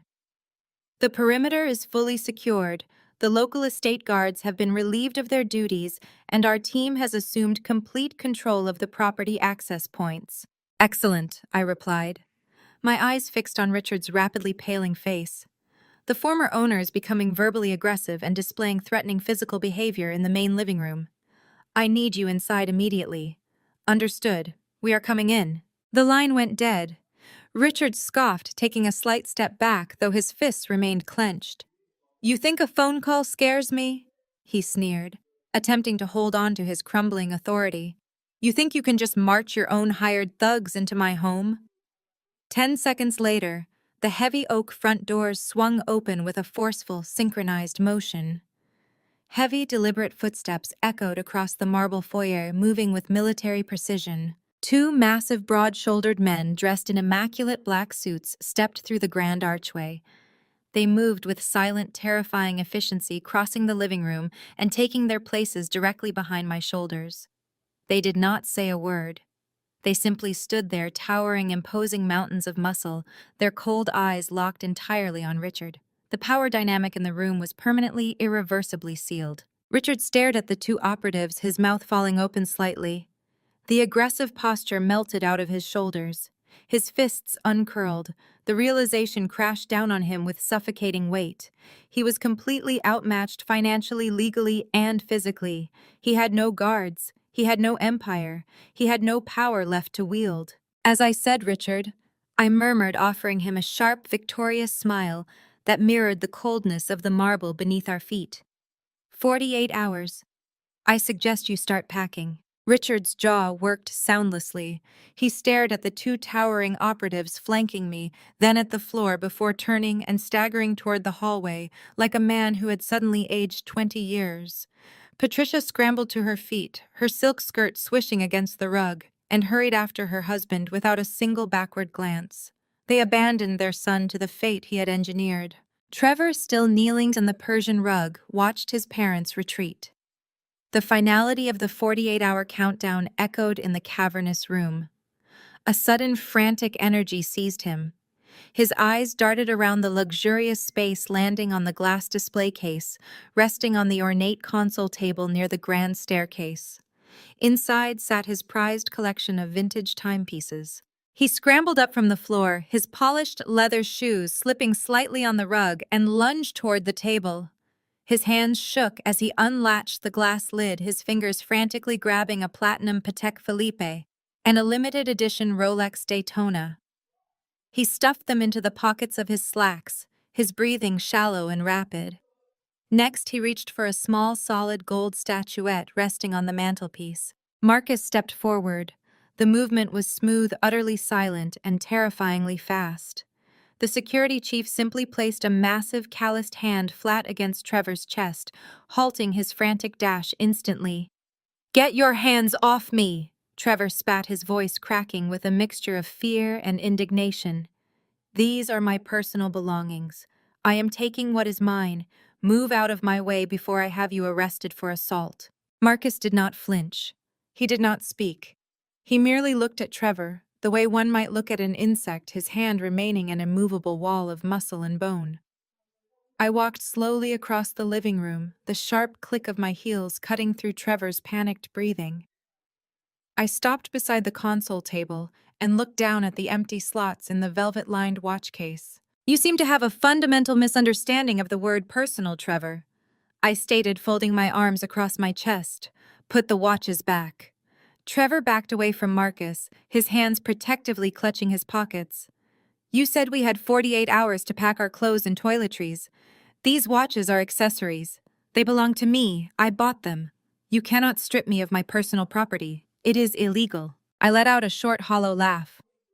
"Your profound ignorance of corporate law is exactly how you ended up facing federal indictment. Let us clarify the legal definition of asset seizure, shall we?" I gestured toward his bulging pockets. "You purchased that platinum Patek Philippe on October 14th of last year.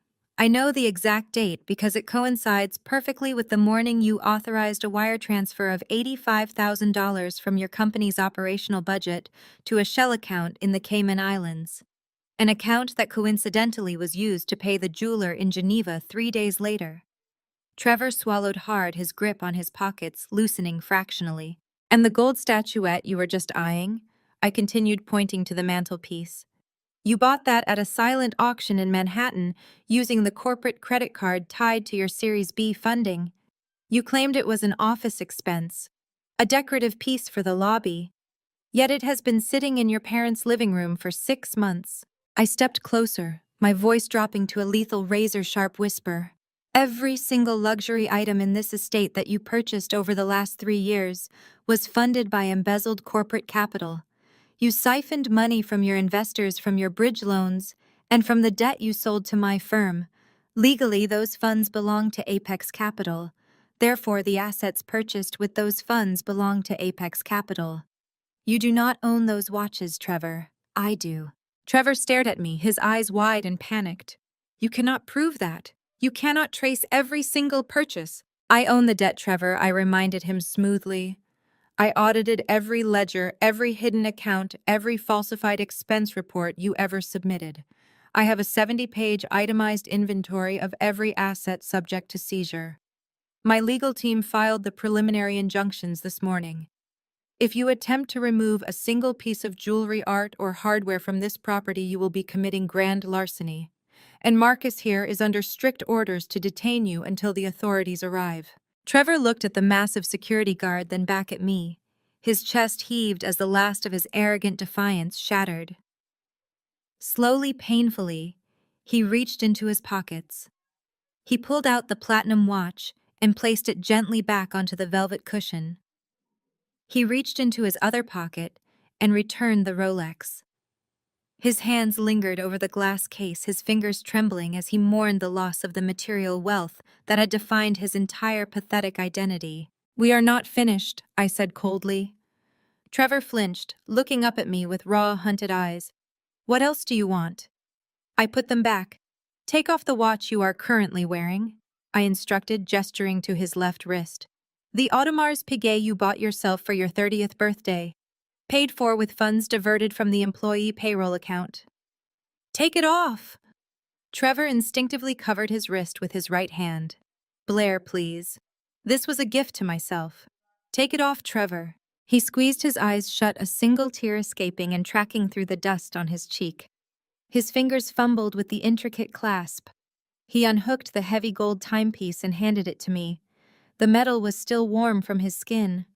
I dropped it unceremoniously into the display case and snapped the lid shut. Now the keys I ordered, holding out my open palm. Trevor blinked, genuine confusion breaking through his despair. What keys? The keys to the Porsche currently parked in the circular driveway, I clarified. The vehicle registered to your startup as a corporate lease, a lease that defaulted the moment I acquired your debt portfolio. Hand them over. He reached into his pocket and pulled out the heavy leather key fob. He stared at it for a long moment, the silver crest glinting in the light of the crystal chandelier. He slowly placed the keys into my outstretched hand. I dropped the keys into my pocket and took a step back, surveying the man standing before me. He was shivering slightly, his cashmere sweater stained with dust and tears, his wrists completely bare. He had no car. He had no watches. He had no company. He had no home. The illusion of the wealthy, brilliant tech CEO had been systematically dismantled and entirely erased. Trevor stood utterly motionless in the center of the sprawling, opulent living room, realizing with crushing finality that he had been stripped of everything. He possessed absolutely nothing in the world except the clothes he was currently wearing. I turned my back on Trevor. He stood frozen in the center of the Persian rug, his pockets empty, his wrists bare, his entire identity erased. The silence in the grand living room was absolute, broken only by the ragged, uneven sound of his panicked breathing. The two massive security operatives fell into step behind me as I began my walk toward the heavy oak front doors. Every step I took, against the polished marble floor, echoed like a gavel striking a judge's block. I looked around the sprawling foyer, taking in the crystal chandeliers, the vaulted ceilings, and the antique vases that Patricia had spent hours bragging about at her country club luncheons. All of it belonged to me now. The vast, untouchable Vance legacy had been legally transferred into my portfolio, reduced to a simple line item on a corporate ledger. I could hear Patricia wailing somewhere down the main hallway, the sound pathetic and high-pitched, echoing off the expensive artwork she no longer owned. Richard was completely silent, effectively neutralized by the sheer magnitude of his financial ruin. They had spent a decade building an empire of smoke and mirrors, entirely convinced their pedigree made them untouchable. They had looked down on me, marginalized me, and bled my accounts dry to maintain their grand illusion. I was 10 feet from the exit when Trevor finally broke. The reality of his complete destruction snapped the last remaining thread of his sanity. "You are a monster," Trevor screamed, his voice cracking violently, bouncing off the high stone walls. I stopped. I did not turn around immediately. I just let his accusation hang in the cold air, listening to the heavy, desperate thud of his footsteps rushing across the floor. "You are a sick, cold-hearted monster," he yelled. He took a few desperate strides toward me, only to be instantly blocked by Marcus, stepping smoothly into his path, a living wall of muscle. "You planned this. You sat there playing the quiet, dutiful wife, while secretly building a trap to destroy my family. You took my home. You took my company. You took my money. You loved watching us bleed. You are a psychopath, Blair." I slowly turned around to face him one last time. He looked utterly deranged.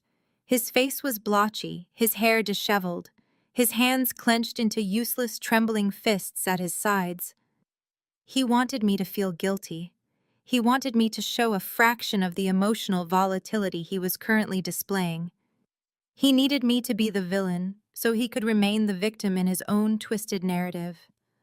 I looked at him with absolute clinical detachment. "A monster destroys for fun, Trevor," I stated, my voice ringing with crystal-clear authority. "A CEO just balances the ledger." Trevor recoiled as if I had physically struck him. I took a deliberate step toward him, locking my eyes onto his terrified face. "For 10 years, you and your parents treated me like a liability. You hid me in the corners of your charity galas. You apologized to your wealthy friends for my lack of ambition. You openly mocked my late nights at the office, convinced I was just pushing papers while you were out conquering the business world. You used my quiet loyalty as a shield while you committed federal fraud to fund your luxury cars and your penthouse suites and your pathetic affairs." I tilted my head, offering him a sharp, devastating smile. "You spent years treating me like a liability. I just proved I was the only asset keeping you afloat. And now that I have liquidated my investment, You are finally seeing what your life looks like without my capital supporting it. It looks exactly like what you are. Nothing. Trevor opened his mouth, but no sound came out. The absolute truth paralyzed him. He had no counter-argument. He had no leverage. He was a hollow shell of a man stripped of his stolen wealth and exposed for the fraud he had always been. The realization was suffocating him alive, rendering him entirely mute. I turned back to the massive oak doors. I reached out, grasping the heavy brass handle, and pulled it open. A blast of freezing winter air swept into the stifling, oppressive heat of the foyer. Large white snowflakes were falling rapidly from the dark evening sky, coating the manicured lawns and the circular driveway in a pristine layer of ice. The bitter cold felt incredibly refreshing against my skin, wiping away the last lingering traces of the Vance estate. Waiting at the base of the grand stone steps was a sleek black chauffeured SUV, its engine purring softly in the quiet winter night. The driver, dressed in a sharp black suit, stood perfectly straight by the rear passenger door, a heavy black umbrella held at the ready to shield me from the snow. I stepped out onto the porch, leaving the ruins of the Vance dynasty behind me. I did not look back at the grand estate. I did not look back at the weeping matriarch, the broken patriarch, or the ruined son. They were no longer my concern. They were simply a closed chapter, a successfully executed corporate acquisition that was already fading into the past. I walked down the stone steps into the falling snow, my head held high, the icy wind rushing past my face. I reached the vehicle, stepped into the warm, luxurious back seat of the waiting car, and let the heavy door slam shut. The heavy door of the SUV slammed shut with a solid, satisfying thud. The bitter cold of the winter storm was instantly sealed away, replaced by the hushed, climate-controlled sanctuary of the car's interior. I settled into the plush leather seat and stared straight ahead. I did not look out the tinted window to watch the estate shrink in the rearview mirror. The Vance family was no longer a factor in my life. They were a closed file, a liquidated asset, a lesson learned, and a debt thoroughly monetized. 48 hours later, the brutal winter storm had broken, leaving behind a sky of blinding, cloudless blue. I sat behind the vast expanse of my polished mahogany desk, bathed in the sharp morning sunlight that poured through the floor-to-ceiling windows of my corner office at Apex Capital. The city of Manhattan sprawled out beneath me, a massive, intricate grid of glass, steel, and ruthless ambition. The air up here was rare, silent, and entirely my own. A sharp double knock broke the quiet concentration of the room. My executive assistant Eleanor stepped through the glass doors. She moved with her usual flawless efficiency, balancing a steaming porcelain cup of black coffee in one hand and a thick leather-bound legal portfolio in the other. "Good morning, Miss Vance." Eleanor stated, her voice crisp and professional. She set the coffee down on the precise, geometric center of my desk coaster. "I have the final status reports you requested regarding the transition of the Beacon Hill property, along with the morning legal updates." "Proceed," I instructed, leaning back in my ergonomic leather chair and steepling my fingers. Eleanor opened her tablet, her eyes scanning the data with clinical detachment. She delivered the destruction of the Vance empire as if she were reading the morning market index. The property eviction. The county sheriff executed the physical eviction order at exactly 5:01 on Friday evening. Richard and Patricia Vance were escorted off the premises without major incident, though local authorities noted that Patricia had to be physically guided down the driveway after refusing to let go of the foyer doorframe. The estate is now fully secured by our private detail. The locks have been changed, the security system has been upgraded, and the asset inventory is complete. Not a single piece of corporate collateral is missing. The federal indictment. At 6 o'clock this morning, the Department of Justice unsealed the federal indictments against Trevor Vance. The charges include 8 counts of wire fraud, 3 counts of corporate embezzlement, and 1 count of money laundering. Federal marshals apprehended him at a budget motel in the financial district 2 hours ago. Bail has been denied pending his initial arraignment due to the severe flight risk associated with his offshore shell accounts.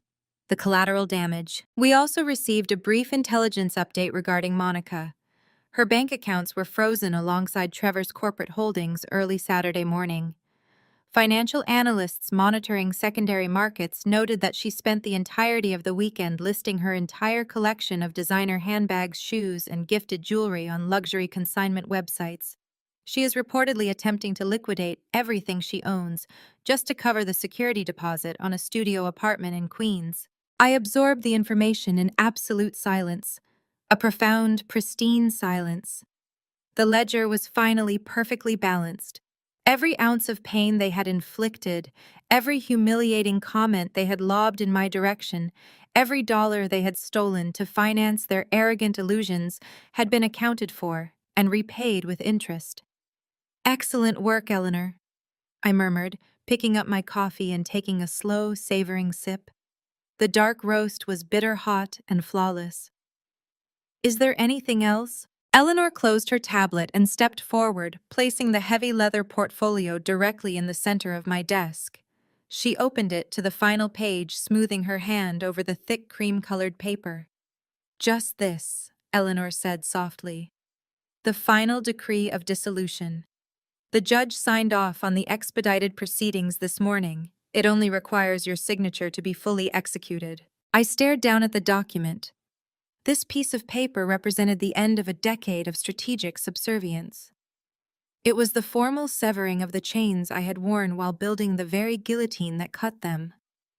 Trevor had called me a monster. He believed I had destroyed him out of malice. But looking at the clean black ink outlining the dissolution of our marriage, I felt no malice. I felt no rage. I felt absolutely nothing for him at all. I reached into the breast pocket of my tailored blazer and withdrew my silver Mont Blanc fountain pen. The metal was cool and heavy in my grip. I uncapped it, pressed the nib to the paper, and signed my name with a bold, fluid, and unbreakable stroke. It was done. The marriage was legally, financially, and permanently erased. Eleanor quietly closed the portfolio, collected the documents, and offered a brief, respectful nod before slipping out of the office, leaving me alone in the vast space. I stood up from my desk and walked slowly toward the towering wall of glass. I placed my palms flat against the cool pane, looking out over the endless sea of skyscrapers. The city was a brutal, beautiful machine, and I was finally sitting at the controls. Trevor had spent years treating me like a liability. He had hidden me in the shadows, convinced my quiet endurance was a symptom of weakness.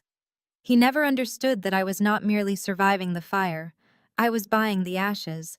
A profound electric sense of catharsis washed over me. I was unburdened. I was untouchable. I turned away from the window, the sharp click of my heels echoing against the hardwood floor as I walked back to my desk. I reached for the sleek, multi-line telephone console resting next to my computer. I pressed a single glowing button connecting directly to my acquisitions team. The line clicked open instantly. "Marcus," I said, my voice vibrating with a new, hungry energy. "Get the board of Sterling Global on the line. Tell them Apex Capital is ready to initiate the hostile takeover. We have a new empire to build." True power and self-worth come from within, not from the validation of toxic individuals. In narratives of sweet revenge, the ultimate triumph isn't merely the public downfall of the abusers. It is about the protagonist realizing they no longer need the approval of those who sought to diminish them. By quietly building their strength, securing their independence, and standing their ground, they transform past trauma into unshakable confidence. The most profound justice is simply walking away unburdened, entirely in control of your own destiny. Have you ever had to reclaim your power from a toxic environment? Share your story in the comments below. Comments below. Comments below. Comments below. Comments below. Comments below. Comments below. Comments below. Comments below. Comments below. Comments below. Comments below. Comments below.